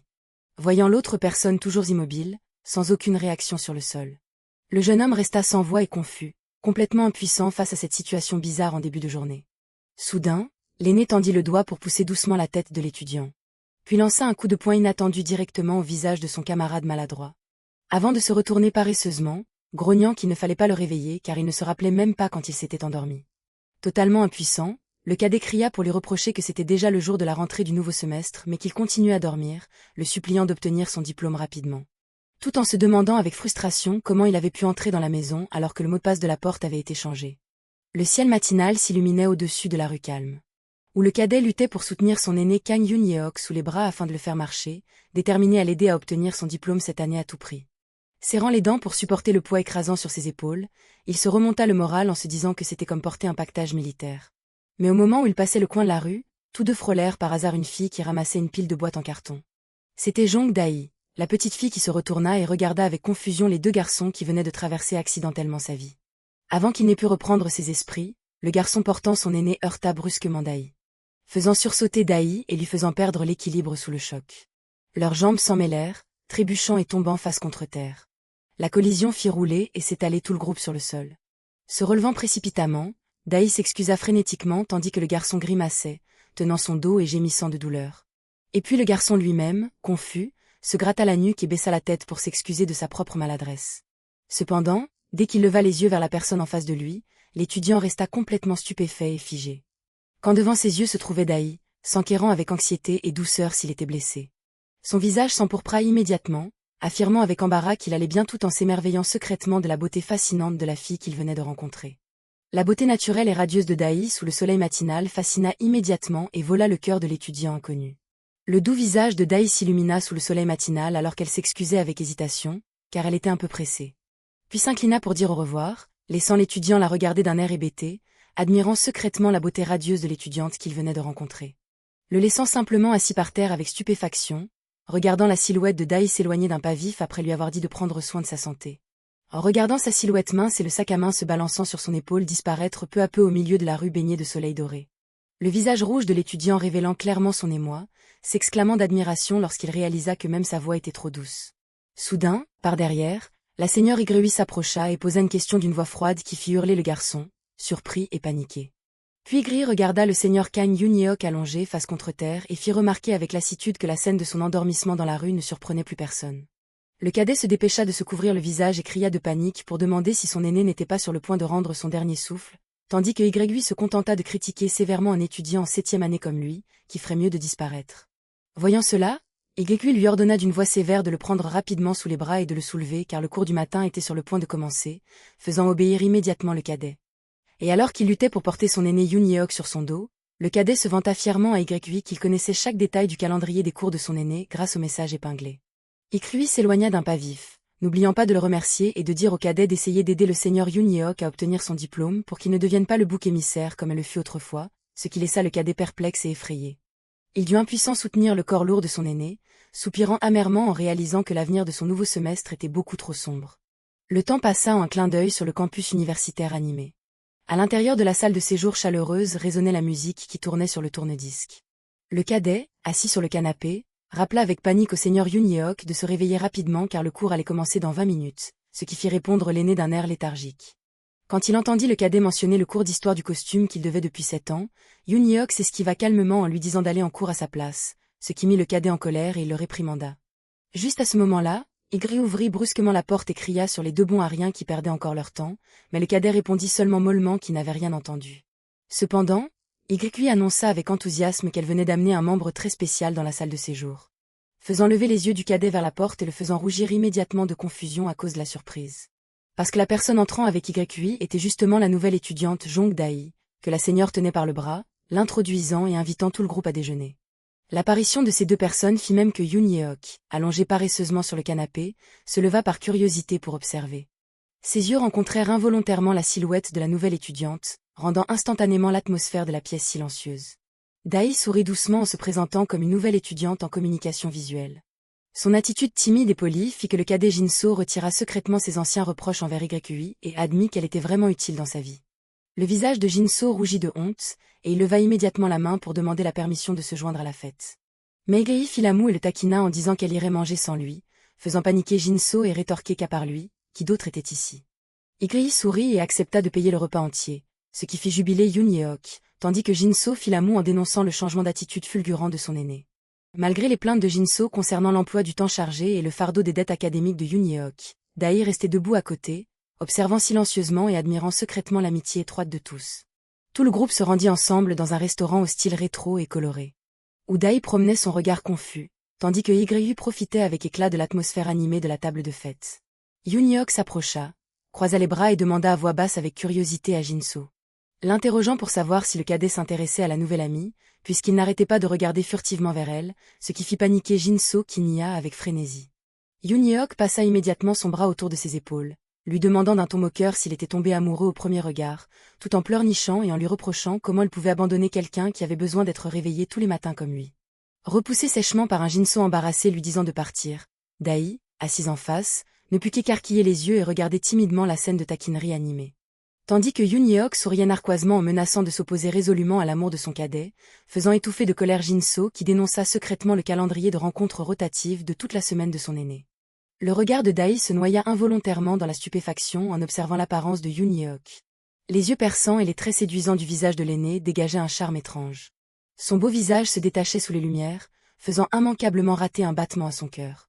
Cette silhouette se reflétait clairement dans les yeux clairs de Dae, lui faisant précipitamment détourner le regard pour cacher son embarras, réalisant secrètement que la moitié inférieure du visage de Yoon-yeok ressemblait tellement à son ami proche Lee Beom-seok d'antan. Dae s'en voulut d'être si confuse, se sentant mal d'avoir été involontairement ébranlée par le regard attentif de Yoon-yeok. Elle réalisa amèrement qu'elle s'était promis de tout recommencer à zéro dans un nouvel environnement, mais la silhouette de Beom-seok revenait toujours silencieusement dans son esprit. Assise recroquevillée à côté de YUI dans l'espace animé du restaurant, Dae baissa la tête, se tourmentant à l'idée qu'une personne qui avait autrefois blessé son meilleur ami puis s'était enfuie comme elle n'avait même pas le droit de penser à lui. En face, Yoon-yeok croisa silencieusement les bras, gardant un silence perçant à table, tandis que l'atmosphère chaleureuse du restaurant rétro enveloppait tout le groupe. La pizza chaude et odorante venait d'être servie sur la table. Lorsqu'Igri tendit joyeusement la main pour piquer légèrement la joue de Dae et fit l'éloge du fait que les deux sœurs possédaient toutes deux une apparence extrêmement belle. Voyant Dae demander timidement de ne plus parler de sa sœur, Igri demanda avec curiosité si la relation entre les deux sœurs n'était pas harmonieuse. Et lorsqu'Igri révéla comment sa sœur aînée Dajong s'était un jour vantée fièrement de la beauté de sa petite sœur, Dae expliqua avec hésitation qu'elle se sentait seulement oppressée parce qu'elle était toujours comparée depuis son enfance. En entendant cela, Igri rit et révéla que sa sœur aînée Dajong s'était également plainte amèrement, sentant que seule Dae recevait de l'amour. Faisant écarquiller les yeux de Dae de stupéfaction, n'en croyant pas ce qu'elle venait d'entendre. En face, Yoon-yeok but silencieusement une gorgée de bière fraîche avec un sourire narquois de satisfaction. Puis Igri changea rapidement de sujet pour accueillir Dae au sein du club de l'école. Bien qu'Igri se vantât vigoureusement que le club était un endroit extrêmement productif, Jinso révéla sans ménagement qu'il ne s'agissait en fait que d'un lieu pour boire, manger et se réunir pour se faner. Rendant Igri furieuse, jetant immédiatement de la nourriture au visage de son cadet et lui interdisant de dire la vérité sous peine d'être battu. Ignorant les grognements de Jinso, Igri leva d'un air radieux son verre de bière pour féliciter chaleureusement Dae d'avoir été officiellement admise à l'université. Tout le monde leva ensemble ses verres avec enthousiasme, buvant cul sec, le bruit résonnant dans toute la pièce. La fête se prolongea, vidant progressivement les verres de bière dans un sentiment d'ébriété légère. Les bouteilles de soju et de bière vide gisaient éparpillées sur la table, marquant une soirée de rassemblement chaleureuse et remplie de rires. Après avoir pris sa première gorgée d'alcool, Dai grimaça, se plaignant que le goût était vraiment affreux. Voyant Yoon-hyuk lui demander avec curiosité si c'était la première fois qu'elle buvait, elle rougit et hocha la tête, admettant qu'elle se sentait très bien même si le goût n'était pas facile à boire. Yoon-hyuk la regarda, puis proposa de sa propre initiative de rendre son verre plus doux, faisant pencher la tête de Dai, demandant avec curiosité comment elle ferait cela. Il ouvrit nonchalamment une canette de Sprite bien fraîche juste devant elle. Puis la versa soigneusement dans le verre de Dai et lui conseilla gentiment de ne pas trop boire et de rentrer tôt, car ses amis buvaient comme des trous. En entendant cette comparaison amusante, Dai éclata de rire, ce qui fit froncer les sourcils de Yoon-hyuk, lui rappelant sérieusement de ne pas se laisser entraîner. Malgré les conseils, Dai attrapa avec enthousiasme la bouteille de soju et déclara avec un visage radieux qu'elle voulait s'amuser à fond avant de rentrer. Elle leva la bouteille, réclamant d'essayer, ce qui fit seulement soupirer Yoon-hyuk, faisant remarquer qu'elle était aussi le genre de personne têtue qui n'écoutait personne. Impuissant face à cette adorable obstination, Yoon-hyuk dut se plier et leva son verre pour trinquer avec elle, ce qui fit crier de joie Dai en disant que c'était la première fois de sa vie qu'elle se sentait aussi bien. Dai continua à vider son verre dans une ivresse profonde qui empourpra ses joues. Tandis que Yoon-hyuk, silencieux et calme, portait son verre pour boire une petite gorgée tout en observant sa nouvelle amie. S'effondrant finalement sur la table, épuisé, Dai commença à marmonner et à se plaindre du fait que son meilleur ami Beom-seok sortait avec sa sœur aînée. Ce qui fit que Yoon-hyuk se gratta la tête d'exaspération, lui disant d'arrêter de répéter cette histoire car il avait parfaitement comprise. Voyant Dai répéter cela encore et encore dans son ivresse, Yoon-hyuk dut grimacer et rétorqua en lui demandant si elle voulait qu'il agisse et séduise sa sœur pour l'aider. Dai entr'ouvrit doucement les yeux pour regarder son aîné en face d'elle et appela continuellement le nom de Beom-seok. Laissant Yoon-hyuk stupéfait et confus, lui redemandant de répéter. Elle baissa la tête, fit la moue en complimentant Beom-seok pour sa beauté incroyable et avoua douloureusement qu'elle ne pourrait jamais abandonner cet amour non partagé. Réalisant cette situation comique et tragique, Yoon-hyuk tapota fortement pour réveiller son cadet Jin-so profondément endormi et lui demanda de se concentrer. Puis ordonna à Jin-so de prendre la responsabilité de ramener YUI et la nouvelle étudiante Dai chez elle en toute sécurité avant qu'ils ne partent. Yoon-hyuk tourna le dos pour partir, laissant son cadet Jin-so paniquer le retenir et réclamer l'argent du loyer. Jin-so attrapa la chemise de son aîné en se plaignant de son mode de vie incontrôlable à chaque fois qu'il buvait, faisant froncer les sourcils à Yoon-hyuk, agacé d'être touché au point sensible. Yoon-hyuk dit au revoir d'un air nonchalant puis s'éloigna, laissant Jin-so la tête baissée réclamer l'argent du loyer et Dai, complètement ivre, marmonnait pour inviter Beom-seok à manger de la soupe de gâteau de poisson. Juste au moment où il s'avança et tendit la main pour ouvrir la porte en verre. Il se retourna soudainement à cause d'un incident inattendu. Dai, dans son ivresse, se précipita soudainement pour serrer la taille de Yoon-hyuk et cria le nom de Beom-seok en le suppliant de ne pas partir. Cette étreinte soudaine laissa Yoon-hyuk stupéfait et figé avant de pouvoir reprendre ses esprits. En luttant et en tombant sur le sol, Dai glissa accidentellement et tira le pantalon de Yoon-hyuk vers le bas, révélant son caleçon rouge dans la stupéfaction absolue de tous les deux. Allongé immobile sur le sol, serrant fermement le pantalon de son aîné, Dai réalisa amèrement que le désastre frappait toujours par une série de 3 mauvaises coïncidences. Perdre son premier amour tout en étant complètement ivre. Et la troisième tragédie était que l'angle du visage et la ligne de la mâchoire de cet étranger ressemblaient exactement à ceux de Lee Beom-seok, lui faisant commettre une erreur désastreuse. Remontant précipitamment son pantalon, Yoon-hyuk demanda avec colère si Dai était folle alors qu'elle s'obstinait toujours à s'accrocher fermement à sa jambe. Tandis que YUI et Jin-so derrière eux se couvraient précipitamment les yeux avec confusion, critiquant impuissamment l'ivresse incontrôlable de la nouvelle étudiante. Malgré les demandes agacées de Yoon-hyuk de le lâcher pour qu'il puisse partir, Dai restait étalé sur le sol, s'accrochant continuellement à sa jambe et hurlant pour demander où il comptait aller. Elle lui demanda avec suspicion s'il prévoyait d'aller retrouver sa sœur aînée Jong Da-jong, même si Yoon-hyuk répondait fermement qu'il voulait seulement rentrer chez lui. L'ivresse fit crier Dai, demandant pourquoi il appelait sa sœur par son nom au lieu de l'appeler sœur, puis reprochant avec frustration le fait qu'il s'était embrassé en secret tout en l'abandonnant. Yoon-hyuk fronça les sourcils et lui conseilla de rentrer docilement chez elle au lieu de devenir folle, mais Dai pleura et refusa obstinément de lâcher prise de peur qu'il ne s'en aille. Faisant rugir de désespoir un Yoon-hyuk épuisé, la suppliant de le laisser rentrer chez lui car il n'avait pas fermé l'œil depuis 2 jours. Regardant dahi essuyer ses larmes en refusant fermement.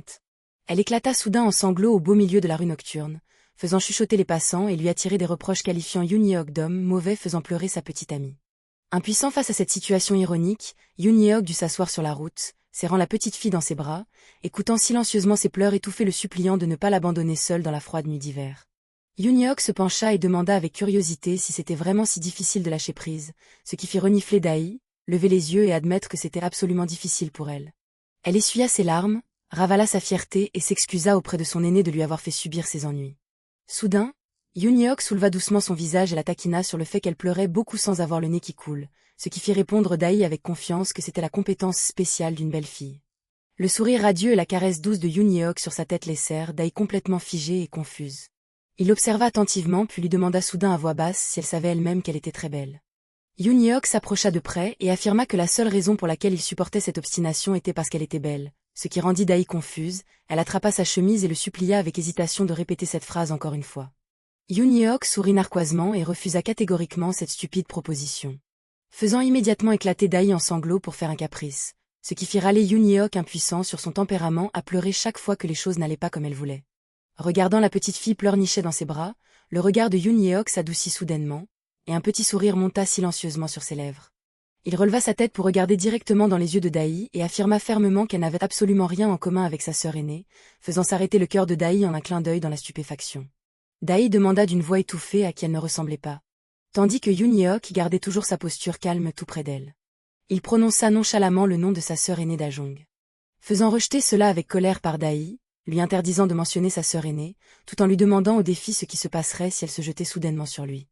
Dans son ivresse légère, Dae tendit les deux mains pour embrasser tout le visage de Yoon-yeok et exigea audacieusement qu'il lui donne un baiser. Elle affirma résolument que cela serait totalement juste, malgré Yoon-yeok lui rappelant avec panique que ses yeux avaient complètement perdu leur lucidité. Malgré tout, Dae s'approcha de manière proactive et posa audacieusement un baiser passionné sur les lèvres de Yoon-yeok, le laissant stupéfait. Le contact inattendu au milieu de la nuit d'hiver fit figer l'atmosphère environnante dans un silence absolu. Sortant de sa stupéfaction initiale, les coins des lèvres de Yoon-yeok se courbèrent involontairement en un sourire séduisant. Puis il tendit la main pour tenir la tête de Dae et répondit proactivement par un baiser profond et intense sous les lampadaires brillants. Cependant, en plein milieu du baiser passionné, Dae ressentit soudain une forte nausée. Ses yeux s'écarquillèrent de panique lorsque son estomac se retourna de façon incontrôlable. Avant d'avoir pu reprendre ses esprits, Dae vomit violemment, vomissant directement sur Yoon-yeok, créant une terrible tragédie en plein milieu de la rue nocturne. La nuit silencieuse enveloppait tout le ciel étoilé. Passant à une chambre privée, calme remplie du bruit cliquetant d'un clavier. Le téléphone posé sur le bureau sonna soudainement à plusieurs reprises, affichant un appel entrant de Jong Dae. À ce moment-là, Lee Beom-seok portait des écouteurs et était très concentré sur son jeu sur ordinateur. En entendant la vibration familière, Beom-seok enleva doucement un écouteur et se retourna pour regarder. Il fixa l'écran du téléphone où clignotait le nom de Dae et se demanda secrètement pourquoi sa meilleure amie l'appelait soudainement si tard. Tenant le téléphone qui sonnait sans cesse, Beom-seok décrocha avec une voix pleine de doute. Mais la réponse qu'il reçut ne fut pas la voix de Dae, mais un juron agacé parce qu'il avait mis trop de temps à répondre. Beom-seok, perplexe, demanda s'il s'agissait vraiment du téléphone de Dae. L'autre personne confirma immédiatement et le pressa de se rendre rapidement à la sortie 8 de l'allée des restaurants de la station de l'université pour ramener son ami. Entendre que Dae était complètement ivre et vomissait partout rendit Beom-seok paniqué et stupéfait. Il se leva immédiatement de sa chaise, demandant précipitamment l'adresse exacte pour se dépêcher de partir. Pendant ce temps, dans les toilettes pour hommes, le bruit de l'eau jaillissante se mêlait aux hurlements de frustration. Yoon-yeok hurla un juron puis s'éclaboussa continuellement le visage avec de l'eau pour dissiper sa morosité. Il baissa la tête au-dessus du lavabo, se plaignant amèrement que c'était la pire expérience de sa vie. Puis il regarda avec haine la chemise noire salie par le vomi jeté dans un coin, et se jura de ne plus jamais toucher à une pizza. Yoon-yeok se tenait debout, tournant le robinet du lavabo pendant que Dae était étalée sur le sol, ivre morte et marmonnant, se disant impuissant qu'il ne pouvait pas jeter cette fille à la rue. Parce que le moment où elle avait soudainement eu des hauts le cœur et vomi directement sur lui hantait encore son esprit. Le forçant à l'emmener dans les toilettes pour hommes, à faire couler l'eau abondamment et à l'obliger à se moucher rapidement pour se nettoyer. Tout en forçant son ami à se moucher, Yoon-yeok se plaignait de sa saleté inimaginable. Puis il ramassa continuellement de l'eau pour laver le visage de Dae tout en se plaignant qu'il n'était pas du genre à aimer prendre soin des autres. Faisant pleurer Dae de regret, pleurnichant pour s'excuser d'avoir accidentellement trop bu. Voyant cela, Yoon-yeok lui dit doucement de ne pas s'en soucier parce que la vie était ennuyeuse de toute façon et que ce chaos le gardait éveillé pour profiter pleinement des ennuis. Au même moment, Lee Beom-seok, paniqué, courait à toute vitesse à travers la rue nocturne remplie de lumières animées. Le visage rempli de stupéfaction et d'inquiétude car il ne comprenait pas ce qui arrivait à sa meilleure amie. Pour finalement crier de stupeur le nom de Jong Dae lorsqu'il vit de ses propres yeux un inconnu la soutenir sous les bras pour la sortir d'une ruelle déserte. En voyant Beom-seok s'approcher, Yoon-yeok poussa un soupir de soulagement comme s'il venait de se débarrasser d'un énorme fardeau. Car son ami Dae, complètement ivre, s'était effondré sur ses jambes, les engourdissant totalement. Voyant cela, Beomseok arracha immédiatement Dae pour la serrer dans ses bras avec un regard sombre, ce qui poussa Yoon Yeok à demander d'un air las pourquoi il le regardait avec des yeux si tragiques. Beomseok se hâta de tapoter les joues de Dae pour la réveiller, mais elle ne fit que grimacer en gémissant et en le suppliant de ne pas la secouer pour ne pas vomir de nouveau. En regardant le visage rouge vif de son ami, Beomseok s'excusa avec hésitation puis, le cœur serré, lui demanda combien d'alcool elle avait bu au juste. Tandis que Yoon Yeok, les bras croisés calmement, demandait si elle pouvait se lever toute seule, alors que Dae, dans son ivresse, murmurait inconsciemment le nom de Beomseok. Soudain, Dae eut une réaction explosive, tendant la main pour attraper les cheveux de Yoon Yeok tout en hurlant le nom de Beomseok, laissant les deux hommes stupéfaits. Témoin de cet acte, Beomseok hurla de colère le nom de son ami, puis se précipita pour attraper lui aussi les cheveux de Yoon Yeok. Créant une scène chaotique où Beomseok hurlait en demandant si l'autre était fou, tandis que Dae continuait de rire joyeusement en invitant Yoon Yeok chez elle. Ce qui fit que Yoon Yeok, bien qu'on lui tirât les cheveux, éclata de rire avec amusement, trouvant cette situation absurde tout à fait hilarante. Beok se dépêcha de couvrir la bouche de son ami avec sa main pour arrêter ses bêtises, se plaignant avec fatigue qu'il s'était passé trop de choses bizarres aujourd'hui. La nuit silencieuse s'écoula peu à peu pour laisser place à un petit matin paisible sous une douce lumière du soleil. Où Dae dormait encore profondément, étalée sur son lit après une nuit de beuverie dévastatrice. Elle se réveilla paresseusement, les cheveux ébouriffés et l'esprit encore confus. Puis laissa tomber sa tête en grimaçant à cause d'un violent mal de tête, murmurant une plainte vers le ciel et réclamant de l'eau. Tout en se tenant la tête douloureuse, elle tenta avec panique de se rappeler comment elle était rentrée saine et sauve la veille. Elle se souvenait vaguement d'avoir mangé de la pizza et bu de la bière avec tout le monde, mais les événements ultérieurs avaient complètement disparu de sa mémoire. Se rassurant en se disant qu'elle était au moins rentrée en sécurité, Dae s'apprêtait à descendre du lit lorsqu'elle marcha soudain sur un objet étrange sur le sol. Ce qui la fit crier de panique en découvrant que Beomseok dormait à même le sol, grimaçant de douleur. Puis il s'appuya nonchalamment sur ses mains et regarda son ami avec un sourire taquin, lui demandant si l'ivrogne avait bien dormi. Dae tira précipitamment la couverture sur elle, demandant avec embarras pourquoi Beomseok était là. Ce à quoi il expliqua que c'était parce qu'elle était ivre morte la nuit dernière. Puis il lui reprocha avec irritation d'avoir tant bu et de s'être accroché à un inconnu avec un sourire radieux, lui demandant avec inquiétude ce qui se serait passé en cas de danger. Il continua de se plaindre qu'elle était trop gentille et ne savait pas refuser les verres offerts par ses aînés. Lui rappelant d'apprendre à dire non, tandis que Dae se sentait secrètement heureuse d'entendre ses réprimandes familières et lui demanda timidement un verre d'eau. Beomseok se leva alors pour chercher de l'eau et lui ordonna de ne boire dorénavant que 3 verres de soju au maximum ou de passer à la bière. Puis il versa soigneusement l'eau dans un verre et lui interdit fermement de toucher à nouveau au soju à l'avenir. En lui remettant le verre en main propre, voyant son ami répondre avec un petit sourire puis se plaindre de brûlures d'estomac. Beomseok la regarda avec tendresse et lui demanda si elle avait des nouilles instantanées à la maison. Dae, sirotant doucement l'eau fraîche, hocha la tête en répondant que oui. Pour que peu de temps après, une marmite de nouilles fumantes et parfumées soit soigneusement préparée par son ami sur la cuisinière pour l'aider à dessouler. Debout dans un coin de la cuisine, Beomseok se retourna pour lui demander combien d'œufs elle voulait dans ses nouilles. Dae sourit avec enthousiasme, les yeux plissés, et répondit qu'elle voulait 2 paquets de nouilles et 4 œufs. Voyant cela, Beomseok lui dit d'un ton sévère de changer rapidement le code de sa porte car il était trop simple, ce qui lui avait presque donné une crise cardiaque la veille.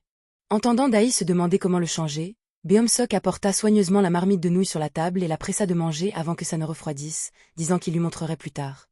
Il lui demanda ensuite si elle avait du kimchi pour accompagner, et s'illumina en entendant Dae se vanter d'avoir du kimchi de radis à la maison.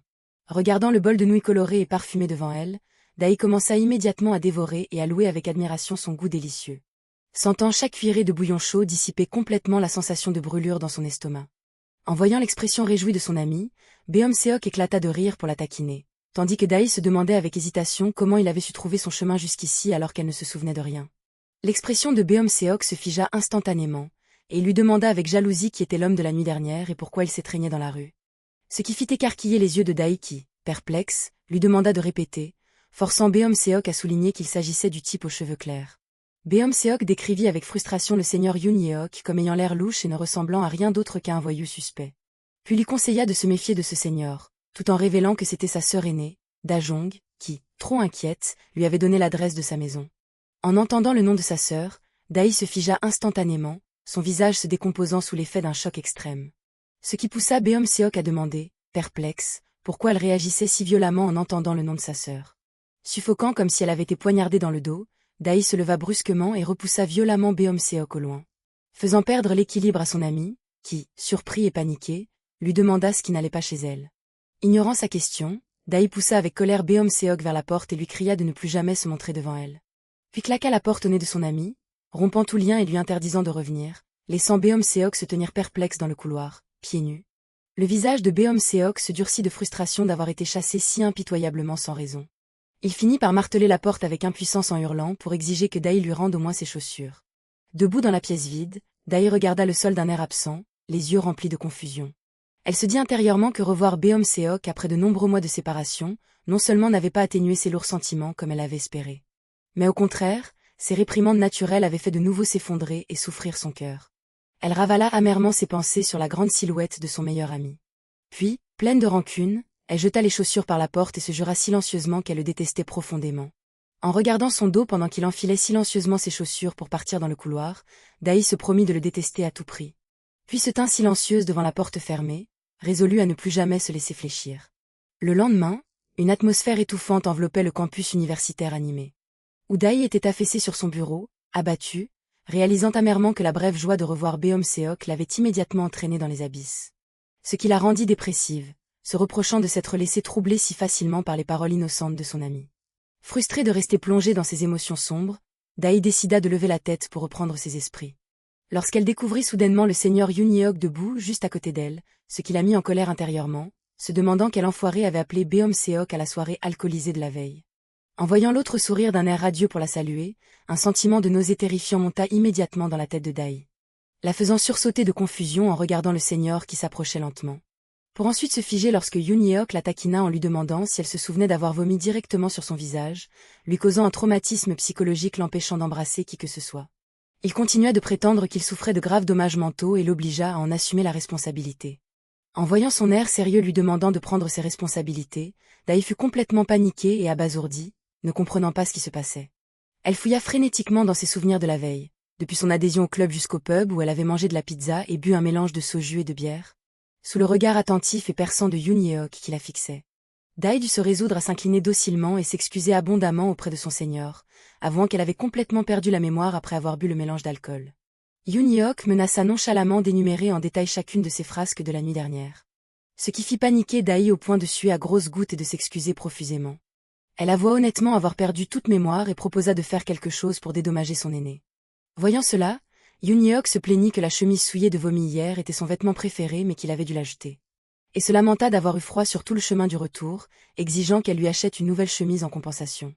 En entendant cela, Dae hocha joyeusement la tête en signe d'accord immédiat, se vantant avec confiance qu'elle avait un travail à temps partiel et en avait donc largement les moyens. Cependant, arrivée au magasin de vêtements, Dae resta complètement figée en voyant le prix exorbitant de 300 000 wons pour la chemise. Bien que Yoon-hyuk se vante fièrement qu'il s'agissait d'un modèle en collaboration dont il avait dessiné le logo lui-même, Dae restait sous le choc, se demandant si le prix ne comportait pas un zéro de trop. La voyant abasourdie, Yoon-hyuk la taquina en lui demandant si elle était un trésor magique pour ne sortir que des onomatopées stupides, la pressant de complimenter la chemise. Forçant Dae à hocher la tête avec une grimace pour faire l'éloge, tout en ressentant une pitié extrême pour son portefeuille. Yoon-hyuk esquissa un sourire triomphant et pressa Dae d'aller vite payer la chemise. Ce qui fit pâlir Dae, son esprit complètement vide dans le désespoir. Pour que Yoon-hyuk prenne ensuite joyeusement le sac de course en la remerciant avant de s'éloigner d'un pas vif, laissant Dae s'effondrer d'épuisement sur le sol. Elle rumina sombrement sa douleur pour ses économies fraîchement envolées. Ensuite, ils se déplacèrent pour s'asseoir dans un café tranquille, où Yoon-hyuk proposa généreusement de payer le café et dit à Dae de commander librement ce qu'elle voulait. Frustrée par cette désinvolture, Dae grogna en lui demandant s'il savait qu'il était un pervers fou, mais Yoon-hyuk se contenta de rire et de la remercier pour le compliment. Ce qui fit rougir Dae de colère, se lamentant au ciel avec impuissance car elle ne pouvait pas avoir une conversation décente avec ce seigneur excentrique. Soudain, Yoon-hyuk changea de sujet pour louer la beauté de Beom-seok et insista sur le fait qu'elle avait le béguin pour son ami depuis très longtemps, ce qui fit paniquer Dae qui demanda comment il le savait. Poussant Yoon-hyuk à sourire en coin en révélant que la nuit dernière, elle avait forcé à s'asseoir et à écouter ses confidences et ses pleurs sur son amour non partagé pendant 4 heures d'affilée. Yoon-hyuk expliqua calmement que la valeur de 4 heures d'écoute équivalait à 300 000 wons, de sorte que l'achat de la chemise était considéré comme des frais de consultation, ce qui indigna Dae qui le gronda pour ses bêtises. Cependant, il prit un ton sérieux et proposa de l'aider activement à conquérir et séduire Beom-seok. Ce qui ne manqua pas de surprendre Dae, qui demanda avec hésitation comment s'y prendre. Pour se voir immédiatement réclamer des frais de consultation par Yoon-hyuk. Entendant Dae avouer d'un ton maussade qu'elle était fauchée, Yoon-hyuk fit semblant de soupirer de regret et déclara qu'il ne pouvait donc pas l'aider. Puis il continua à la provoquer en disant que Beom-seok avait une apparence qui attirait d'innombrables filles, alors comment pourrait-elle le séduire par elle-même? Touchée en plein cœur, Daï se précipita immédiatement pour demander le prix, et s'entendit répondre un tarif de 100 000 wons par heure. Reprise par Daï sur le fait que plus tôt il avait dit que 4 heures coûtaient 300 000 wons, Yoon Yeok la taquina en la complimentant sur son intelligence. Puis éclata de rire en déclarant que puisqu'elle lui avait acheté une chemise en dédommagement, il considérait qu'ils étaient quittes et l'aideraient officiellement à conquérir Beom-seok, ce qui surprit Daï qui demanda comment faire. Pour que Yoon Yeok remue doucement le doigt avec un sourire séduisant, lui disant de s'approcher pour écouter un secret. Daï, perplexe, pencha la tête avec curiosité en attendant la réponse de son aîné. Quand Yoon Yeok tendit la main et lui demanda de lui donner son téléphone portable. Puis l'attira soudainement contre lui et prit un selfie extrêmement intime. Voyant Daï sous le choc se poser des questions, Yoon Yeok expliqua qu'il s'agissait d'une tactique pour attiser la jalousie en lui faisant faire semblant de sortir avec lui et d'être follement amoureuse de lui. Tout en définissant cette photo affectueuse comme photo de profil de son compte personnel. Faisant rougir Daï qui, méfiante, demanda à nouveau s'il s'agissait vraiment d'une tactique efficace. Voyant cela, Yoon Yeok rétorqua avec confiance si elle pouvait trouver un acteur de remplacement avec une apparence aussi parfaite que la sienne. Bien que Daï ait boudé en murmurant en retour qu'il n'était pas du tout son genre d'homme idéal. Yoon Yeok lui jeta nonchalamment son téléphone, affirmant fermement que Beom-seok, en voyant la photo, deviendrait certainement fou de jalousie. Car il avait vu de ses propres yeux l'expression de colère du garçon lorsqu'il s'était précipité pour la récupérer la nuit dernière. Curieuse de l'expression de Beom-seok la nuit dernière, Daï demanda avec hésitation au seigneur Yoon Yeok de quoi avait l'air son ami, pour recevoir la réponse brutale que ce regard ne différait en rien de celui d'un père regardant sa fille. Cette phrase fit rougir Daï de colère, et elle cria, exigeant de son aîné qu'il arrête de raconter des bêtises parce que cela la blessait vraiment. Pendant ce temps, ailleurs, Beom-seok, qui buvait de l'eau tout en regardant l'écran de son téléphone, recracha soudainement tout en voyant l'inimaginable. Ses yeux s'écarquillèrent de choc, son visage changeant d'expression dans la panique face à la dure vérité qui venait de le frapper. Car juste sur le compte de Daï, il y avait la photo de sa meilleure amie, timide, le visage pressé contre celui de l'étrange seigneur d'une manière extrêmement intime.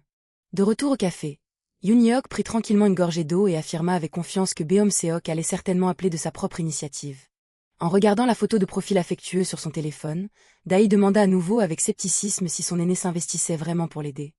Elle demanda avec méfiance pourquoi un seigneur aussi bizarre que lui était soudainement devenu si gentil et attentionné.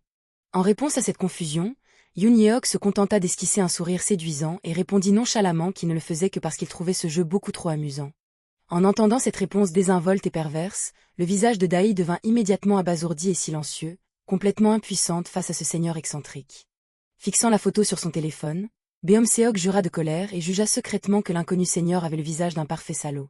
Il scruta fixement la photo de Daï collée à l'inconnu, se demandant avec amertume d'où sortait cette ordure et s'il voulait seulement profiter de sa meilleure amie. Une vague d'inquiétude laissa Beom-seok étourdi dans la rue, se demandant si son amie qui venait d'entrer à l'université irait vraiment bien alors qu'elle avait promis de lui présenter son petit ami. Mais il sursauta et s'arrêta soudain, essayant de réprimer sa jalousie et se disant que les affaires de Daï n'avaient désormais plus rien à voir avec lui. Bien qu'il se soit dit de lâcher prise, l'image de cet inconnu collé à Daï continuait de hanter son esprit. Ce déchirement durcit l'expression de Beom-seok avec mélancolie, le laissant se tenir silencieusement au coin de la rue, les mains enfoncées dans ses poches. Juste à ce moment-là, des camarades de classe s'approchèrent pour inviter Beom-seok à déjeuner avec eux car quelqu'un payait le repas. Mais Beom-seok se retourna avec un regard froid et agacé, répondant catégoriquement qu'il ne voulait pas manger du tout.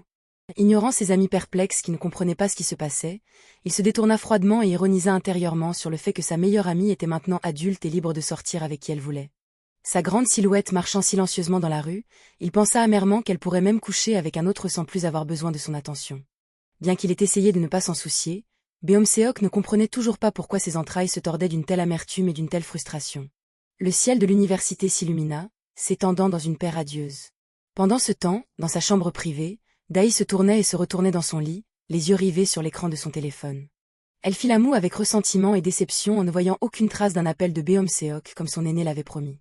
Sa colère éclata, faisant que Daï se débattit en traitant son aîné d'escroc et en regrettant amèrement les 300 000 wons qui venaient de disparaître.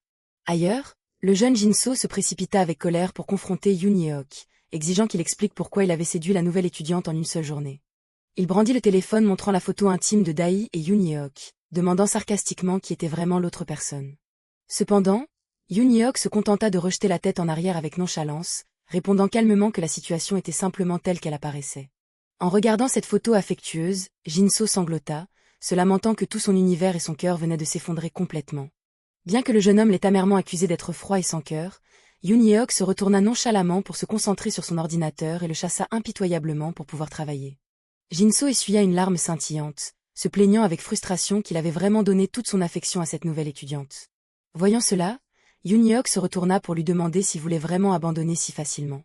Jin-soo reprocha alors avec amertume à son aîné d'avoir marqué son territoire, se demandant comment il pourrait rivaliser. Mais Yoon-hyuk lui conseilla doucement que l'apparence n'était pas tout et qu'il aurait dû boire moins la nuit dernière pour s'occuper un peu plus de Dae. Cette remarque blessa sa fierté, poussant Jin-soo à hurler et à traiter Yoon-hyuk de vieux renard rusé qui avait utilisé ses charmes pour profiter d'une fille ivre. En regardant l'allure amère du plus jeune, Yoon-hyuk ne put s'empêcher de rire aux éclats face à cette accusation absurde. Changement de décor pour la salle commune du club un autre jour. Dae était assise, recroquevillée sur une chaise, déprimée, disant amèrement que Beom-seok n'avait pas appelé et qu'elle préférait demander à son aîné de lui apprendre à détester son meilleur ami. Yoon-hyuk, debout à côté d'elle, admit que Beom-seok n'était pas un adversaire facile à mener par le bout du nez, tandis que Dae l'interrogeait avec empressement sur la prochaine stratégie pour ne pas abandonner à mi-chemin. Yoon-hyuk se pencha près d'elle pour lui demander quelle était la spécialité de Beom-seok, et Dae partagea avec hésitation que son ami était dans le département d'aviation.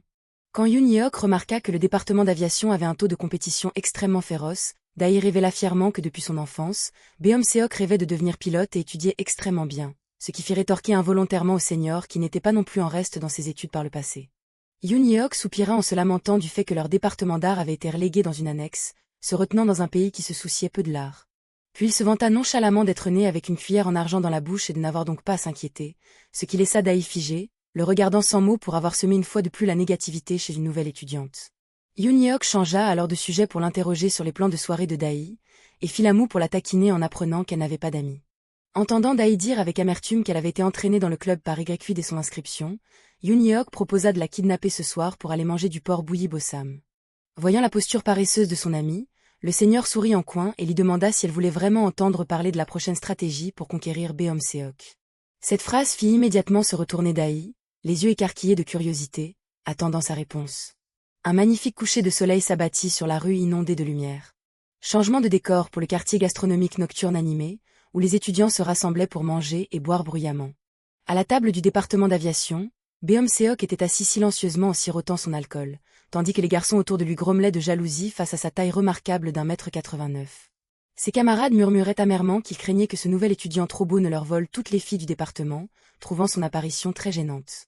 À la table, une camarade de classe s'approcha pour lui demander si Beom-seok tenait bien l'alcool, mais ne reçut en retour que sa réponse froide disant qu'il buvait très mal. Bien que l'autre ait continué à le taquiner et à remplir son verre, Beom-seok resta silencieux, pensivement absorbé dans la contemplation de son verre. Une jalousie amère monta en lui alors qu'il jugeait secrètement que ce seigneur inconnu n'était qu'un chasseur de filles qui aimait frimer. L'étouffement empêcha Beom-seok de rester assis. Il se leva brusquement et demanda la permission de quitter la table pour aller fumer dehors. La nuit tombait progressivement sur la rue animée. Les pieds cloués dans un coin de rue désert, Beom-seok chuchota avec frustration que la situation actuelle le rendait fou. L'ivresse épicée rendait l'image de sa meilleure amie encore plus nette, le poussant à se demander amèrement pourquoi Dae devait étaler si délibérément sa nouvelle relation. Il prit une profonde bouffée de cigarette avec un regard perçant rempli de mélancolie. L'image de Dae, rayonnante, tenant le bras de son aîné comme si elle voulait délibérément qu'il le voie, continuait de hanter son esprit. Et le sourire rougissant et timide de sa meilleure amie aux côtés d'un autre homme avait vraiment atteint les limites de sa tolérance, provoquant l'effondrement complet du cœur de Beom-seok sous l'effet d'une jalousie intense. Aveuglé par la jalousie, Beom-seok jura de frustration alors que de sombres souvenirs d'enfance lui revenaient soudainement. Depuis le coin de la rue en hauteur, son regard s'arrêta lorsqu'il aperçut soudain la silhouette de Dae marchant côte à côte avec le seigneur Yoon-hyuk dans la rue en contrebas. Des fragments de souvenirs amers recréèrent la situation familiale tragique dans laquelle il était né, dans une famille malheureuse avec un père violent doté d'une jalousie aveugle et une mère beaucoup trop libérale. Il se souvint de son terrible père qui avait semé des cauchemars et de violentes crises de jalousie dans leur petite maison. Ce père jaloux sans raison doutait constamment et battait brutalement sa mère tous les jours. À chaque fois, sa pauvre mère se retournait pour regarder Beom-seok avec un visage mi-souriant, mi-pleurant, incroyablement obsédant. Elle disait avec haine que plus Beom-seok grandissait, plus il ressemblait à son terrible père, et qu'elle détestait le voir se mettre en colère. Ces mots de rejet acerbes s'étaient ancrés profondément dans l'esprit de Beom-seok pendant de nombreuses années comme une malédiction toxique. Quand il eut 7 ans, ce père violent avait finalement fait ses valises et quitté la maison sans laisser de traces. Et depuis lors, les inconnus qu'il était forcé d'appeler papa n'avaient cessé de se succéder dans cette maison délabrée.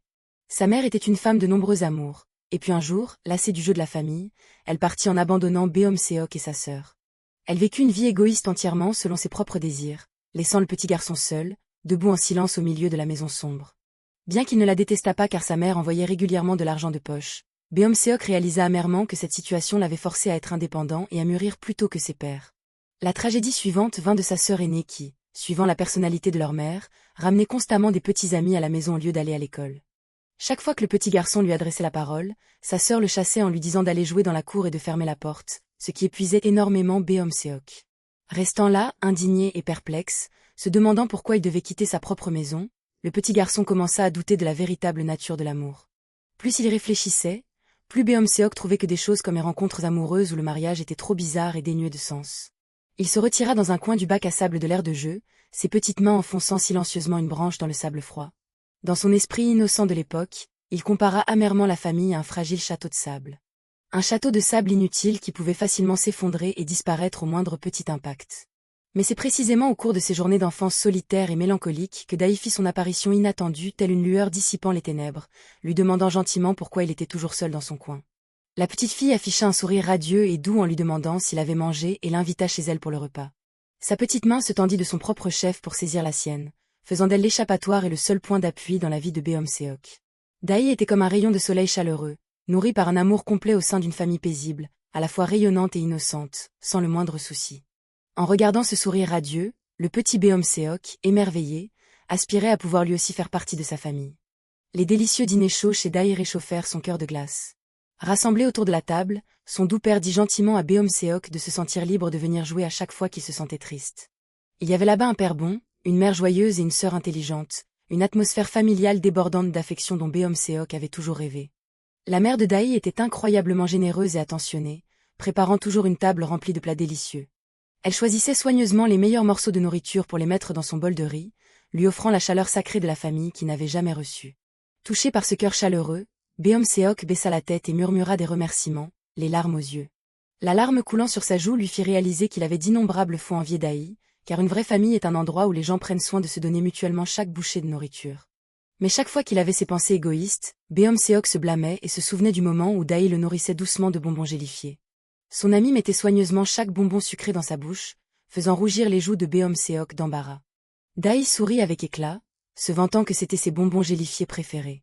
Puis dit innocemment qu'il suffisait de manger ces bonbons pour que toute tristesse disparaisse instantanément.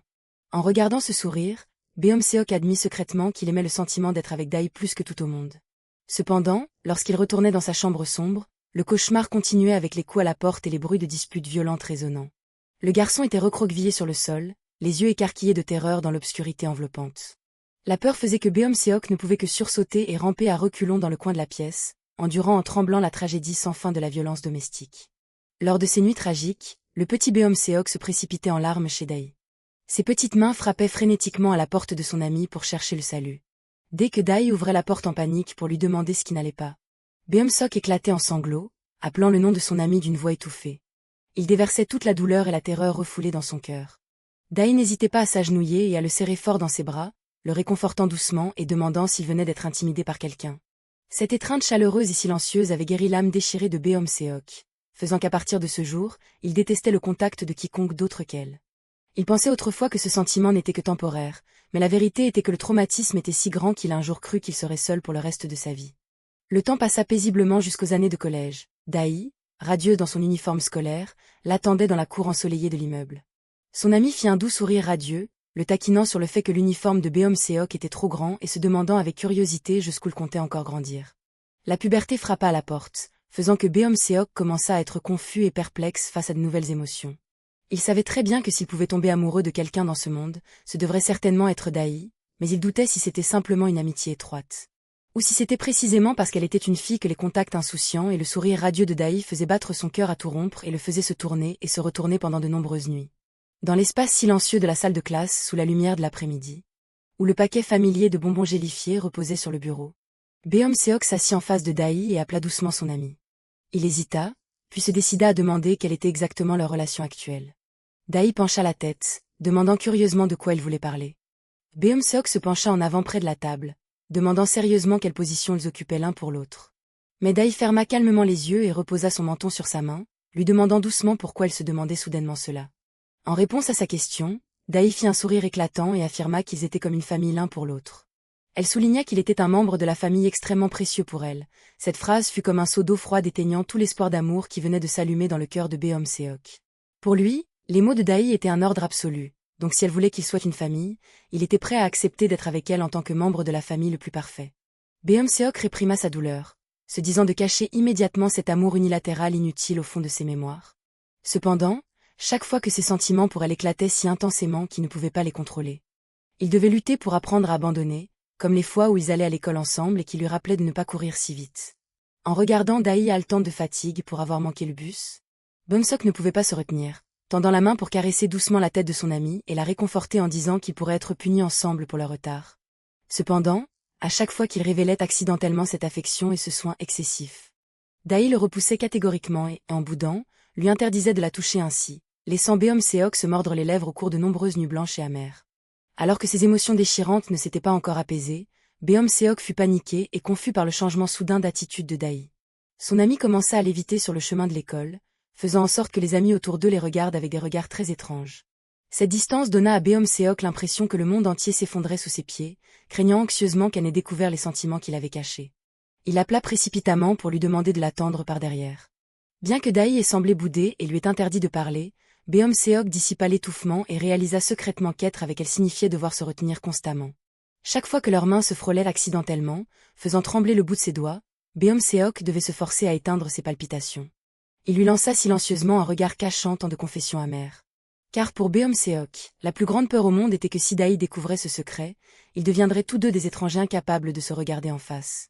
La douce lumière du soleil de l'après-midi brillait à travers les fenêtres de la salle de classe, recouvrant les bureaux vides d'une nostalgie silencieuse d'une jeunesse pleine de répression. Debout seul au milieu des rangées silencieuses des étagères de la bibliothèque, Beomseok tournait chaque page du livre à la recherche d'une libération pour son âme. Les mots dans le livre rappelaient que la douleur d'un traumatisme psychologique n'est vraiment guérie que lorsqu'on y fait face courageusement. Il se demandait si sortir avec une autre fille l'aiderait à estomper l'image de Daï. Croyant que c'était la seule façon de maintenir une amitié de longue date avec elle, Beomseok a commencé à sortir avec toute personne possédant des similitudes rappelant Daï, des cheveux courts au doux sourire en passant par l'intelligence. Cependant, ces filles ont rapidement réalisé sa superficialité et lui ont demandé avec ressentiment s'il les aimait vraiment. En réponse à ses doutes, il n'y avait que la réponse forcée et froide de Beomseok. D'autres petites amies lui reprochaient d'être toujours distant, doutant que leur relation soit vraiment des rendez-vous amoureux. Il ne pouvait que se gratter le cou et répondre avec indifférence, manquant totalement d'attention. Les mettant en colère et le traitant de minable, de sorte que toutes ces romances superficielles se terminaient rapidement par une rupture car le cœur de Beomseok n'était entièrement réservé qu'à Daï. Toutes les romances superficielles de Beomseok ont rapidement pris fin, l'autre partie prenant l'initiative de le larguer sans ménagement. En regardant l'image du sourire radieux de Daï, il se demandait pourquoi il était quelqu'un qui valorisait l'amitié plus que l'amour. Assis seul et abattu sur le banc en pierre du parc avec une rougeur de gifle sur la joue, Beomseok ne pouvait qu'accepter amèrement d'avoir été largué à nouveau. Les gifles des filles étaient devenues une chose courante, faisant en sorte que ce que les gens louent comme le premier baiser ou un doux premier amour ne pouvait apporter aucun frisson à son cœur vide. Il réalisa avec mélancolie qu'il semblait avoir été profondément blessé dans son âme. Allongé sur le banc vide, Beomseok était confus quant à s'il avait fait de mal et à quel moment il avait commencé à être brisé. Pour que la seule pensée apparaissant dans sa tête en ce moment soit d'inviter Daï à manger leur gâteau de riz épicé familier. Étrangement, être largué ne l'a pas fait se sentir douloureux ni l'a fait s'effondrer. Beomseok s'efforçait de paraître fort parce qu'il voulait prouver qu'il était tout à fait normal même s'il savait qu'il n'était qu'un pauvre idiot. Les souvenirs sont revenus dans la chambre privée familière où il était assis devant l'ordinateur. Se souvenant de la remarque taquine et désinvolte à Daï selon laquelle il n'y a aucun garçon au monde qui ne regarderait pas ses contenus sensibles. Beomseok admit amèrement avoir craché des mots pervers et absurdes pour cacher la peur invisible dans son cœur. Les souvenirs du collège revinrent dans les toilettes des garçons, lorsque de méchants élèves chuchotaient et bavardaient sur le fait que sa mère ramenait constamment des hommes étranges à la maison. Les camarades de classe riaient avec joie et se moquaient sarcastiquement en disant telle mère, tel fils. Beomseok se tenait silencieusement à l'extérieur, écoutant, le visage sombre et plein d'amertume mélancolique lorsqu'il les entendait dire qu'il n'avait appris que des choses terribles de ses parents. Juste à ce moment-là, un rugissement de colère a soudainement retenti alors que Daï faisait irruption dans les toilettes des garçons, à la grande stupeur des garçons. Son amie, furieuse, pointa le doigt directement vers le visage des intimidateurs, leur demandant s'ils avaient vu la mère de Beomseok faire ça de leurs propres yeux ou non. Daï cria que les lâches qui ne savaient rien n'étaient absolument pas autorisés à ouvrir la bouche pour mépriser son meilleur ami. En regardant l'allure féroce de son ami le protégeant, Beomseok pensa d'un air hébété qu'elle était vraiment devenue folle lorsque Daï exigea fermement que ce misérable groupe s'excuse immédiatement auprès de lui. Elle hurla et cria, forçant les voyous à baisser la tête et à s'excuser auprès de Beomseok à tout prix. Puis se jeta en avant pour infliger une punition directe à ses méchants camarades de classe afin de rendre justice à Beomseok. Beomseok attrapa et tint précipitamment Dahi pour empêcher son ami de se battre, apaisant sa colère tout en réalisant amèrement que Dahi était la seule personne au monde à toujours prendre son parti et à le comprendre. Il couvrit soigneusement la bouche de Dahi puis s'excusa auprès des camarades de classe, s'avouant secrètement qu'il était encore plus terrifié par la douleur de la perdre. Il était obligé de réprimer ce sentiment parce que la seule chose que Dahi désirait, c'était qu'ils maintiennent tous les deux leur relation comme une famille pour toujours. Manquant du courage de risquer d'échanger leur amitié actuelle, Beomseok a dû utiliser des excuses pour enterrer tous les désirs brûlants dans son cœur. Se grondant lui-même comme un type misérable, il prit la résolution de cacher à jamais le secret de l'amour profond qu'il avait pour sa meilleure amie. Il s'est forcé à ranger rapidement les palpitations qui surgissaient à chaque fois que les deux se touchaient. Le froid de l'hiver est arrivé, exposant le dos solitaire de Beomseok assis la tête baissée sur le banc de pierre couvert de neige tombante. Ouvrant ses mains vides, il se dit qu'il n'avait vraiment pas d'autre choix. Beomseok serra les poings dans une angoisse et un épuisement déchirant. Lorsqu'il réalisa avec amertume que sa famille brisée n'était pas la seule chose qu'il détestait, mais que lui-même tombait également dans une impasse ultime. Assis la tête baissée sous la neige tombante, Beomseok pensait avec aigreur que si jamais ils sortaient vraiment ensemble. Quel serait le résultat suivant, lorsqu'il réalisa trop tard qu'il portait aussi en lui le sang de la jalousie folle héritée de son terrible père. Il serra les poings de peur parce qu'il savait que s'il continuait sur cette voie, il deviendrait fou et détruirait accidentellement Dahi. À ce moment-là, le bruit de pas s'approchant s'est arrêté juste devant lui. Pensant que c'était Dahi, Beomseok se précipita en avant, mit ses deux mains pour tenir la tête de l'autre personne et lui demanda ce qu'elle voulait dire. Cependant, l'expression sur son visage s'est immédiatement figée. Lorsque la personne se tenant devant lui n'était pas Dahi mais sa grande sœur Jong Dajong, faisant rire la sœur avec lassitude et grondant Beomseok pour avoir confondu son nom avec Dahi à chaque fois. Dajong lui rappela de ne jamais confondre les deux sœurs car c'était très bizarre, faisant en sorte que Beomseok baisse la tête d'embarras et s'excuse. Dajong s'assit sur le banc de pierre à côté de lui, lui demandant doucement pourquoi il lui avait donné rendez-vous dehors si tard dans la nuit. Beomseok hésita, lança un regard anxieux et demanda si Dahi rencontrait des problèmes, se demandant amèrement pourquoi sa meilleure amie l'avait constamment évité et détesté récemment. Dajong regarda Beomseok droit dans les yeux et lui demanda directement s'il était secrètement amoureux de sa petite sœur. La question fit mouche, faisant paniquer Beomseok qui demanda avec hésitation comment la sœur aînée connaissait ce secret. Dajong s'exclama avec lassitude que Dahi était probablement la seule personne au monde à ne pas s'en rendre compte, puis proposa de le lui dire à sa place. Mais Beomseok refusa immédiatement et catégoriquement cette proposition.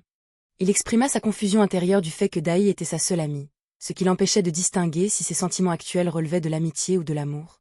Baissant la tête de fatigue et se plaignant de ne plus savoir ce qu'il disait, Dajong hocha la tête et lui dit de trouver la réponse par lui-même. Beomseok leva alors les yeux vers la sœur aînée et demanda curieusement comment s'y prendre.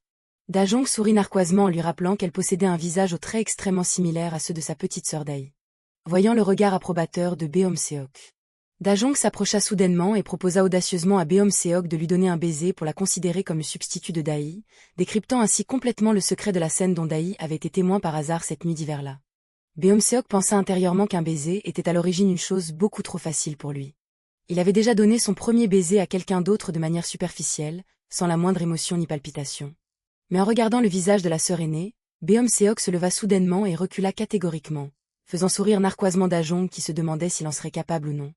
Il réalisa qu'il ne pouvait absolument pas utiliser ses sentiments sacrés pour Dahi comme une blague expérimentale. Beomseok durcit son visage et avertit la sœur aînée que cette action avait dépassé les limites permises. Dajong se leva brusquement pour rétorquer qu'elle voulait seulement l'aider à se réveiller, tout en lui rappelant que l'hésitation lâche cacherait tout.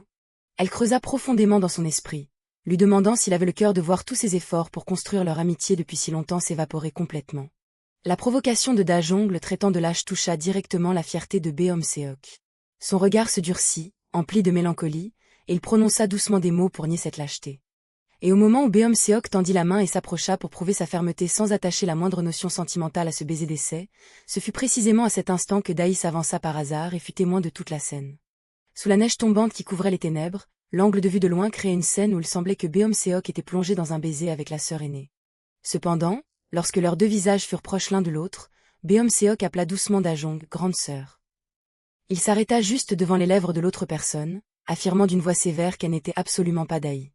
Beomseok lâcha prise de lui-même et recula, demandant à Dajong d'arrêter de le traiter comme un enfant, décryptant complètement la vérité sur le baiser mal compris de cette année-là. De retour au présent dans la rue nocturne inondée de lumière. En regardant la silhouette de Dahi marchant joyeusement aux côtés de ce seigneur de Yunyeok, le visage de Beomseok s'assombrit, débordant d'une jalousie folle. Il regarda silencieusement les deux personnes traverser d'un pas vif le passage piéton, ses mains se serrant involontairement de ressentiment. Le déchirement fit que le pouce de Beom-seok s'enfonça continuellement et fortement dans ses jointures au point de se blesser lui-même. La blessure saignante entre ses doigts exposait la jalousie extrême qui bouillonnait en lui, marquant le moment où Beom-seok ne put plus contenir ce sentiment de possession envers Dae. Marchant d'un pas vif dans la rue animée, Yoon-yeok rappela doucement à Dae de ne pas regarder sur le côté mais de continuer à sourire naturellement, ce qui fit grommeler son ami en répondant qu'il n'y avait rien qui prêtait à rire. Lorsque le seigneur lui dit de sa propre initiative de prendre son bras, Dae fut surprise, repoussa l'idée avec confusion et refusa catégoriquement le moindre contact. Voyant Yoon-yeok la taquiner en la poussant légèrement, Dae s'énerva, lui cria de ne pas la pousser et lui demanda à son tour s'il était aveugle. Entendant Yoon-yeok faire semblant de lui reprocher de ne pas savoir apprécier sa gentillesse, Dae demanda avec curiosité pourquoi il l'aidait de tout cœur à ce point. Yoon-yeok lui dit d'y réfléchir par elle-même, puis se pencha soudainement pour lui murmurer que Beom-seok se tenait juste en face à les observer et la pressa de garder son sourire. Le seigneur fit remarquer que le regard de Beom-seok sur lui semblait vouloir le dévorer tout cru et critiqua le tempérament trop bourru de son ami, mais Dae prit rapidement la défense de Beom-seok, disant qu'il était naturellement très doux et docile. Regardant l'intention meurtrière qui remplissait les yeux de Beom-seok au loin, Yoon-yeok estima intérieurement que ce meilleur ami était une véritable bombe à retardement extrêmement dangereuse. Beom-seok se tenait figé sur le bord de la route avec des yeux assombris débordant de mélancolie. Juste à ce moment-là, un camarade de classe s'approcha pour lui prendre le bras et l'inviter à participer à un rendez-vous à l'aveugle avec de belles étudiantes du département de danse. Mais Beom-seok refusa immédiatement, froidement et catégoriquement, bien que son camarade de classe le supplia de toutes ses forces car l'autre partie n'accepterait de les rencontrer que s'il était présent. Agacé par cette insistance déraisonnable, Beom-seok s'emporta et demanda à son camarade de classe s'il le considérait comme un gigolo pour attirer les clients, mais la seule réponse fut l'aveu impassible de l'autre personne.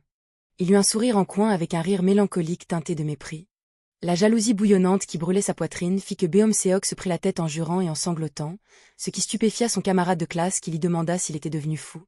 Voyant le visage paniqué et plein d'intentions meurtrières de Beom-seok, l'ami demanda précipitamment et avec effroi s'il avait l'intention de le frapper, mais Beom-seok le nia amèrement. Il se tira les cheveux, expliquant avec rancœur qu'il se sentait soudainement extrêmement en colère. Beom-seok déclara qu'il ne se sentait pas bien puis tourna catégoriquement le dos et s'en alla, ignorant les plaintes de regret de son camarade de classe derrière lui. Laissant derrière lui les appels de son ami, Beom-seok s'éloigna avec fermeté en prenant la résolution de ne pas rester les bras croisés à regarder ce vieux renard rusé lui voler la fille qu'il aimait. Ses yeux brûlaient du feu de la possession et de la jalousie folle. Sa poitrine se déchirait de douleur alors que l'image de Dae blottie dans les bras d'un autre revenait sans cesse, l'amenant à se demander amèrement si cette ordure pourrait lui apporter le bonheur. Même de sombres scénarios d'un mariage radieux et d'un futur où ils auraient des enfants brûlaient encore plus la raison de Beom-seok, poussant sa jalousie à exploser hors de contrôle.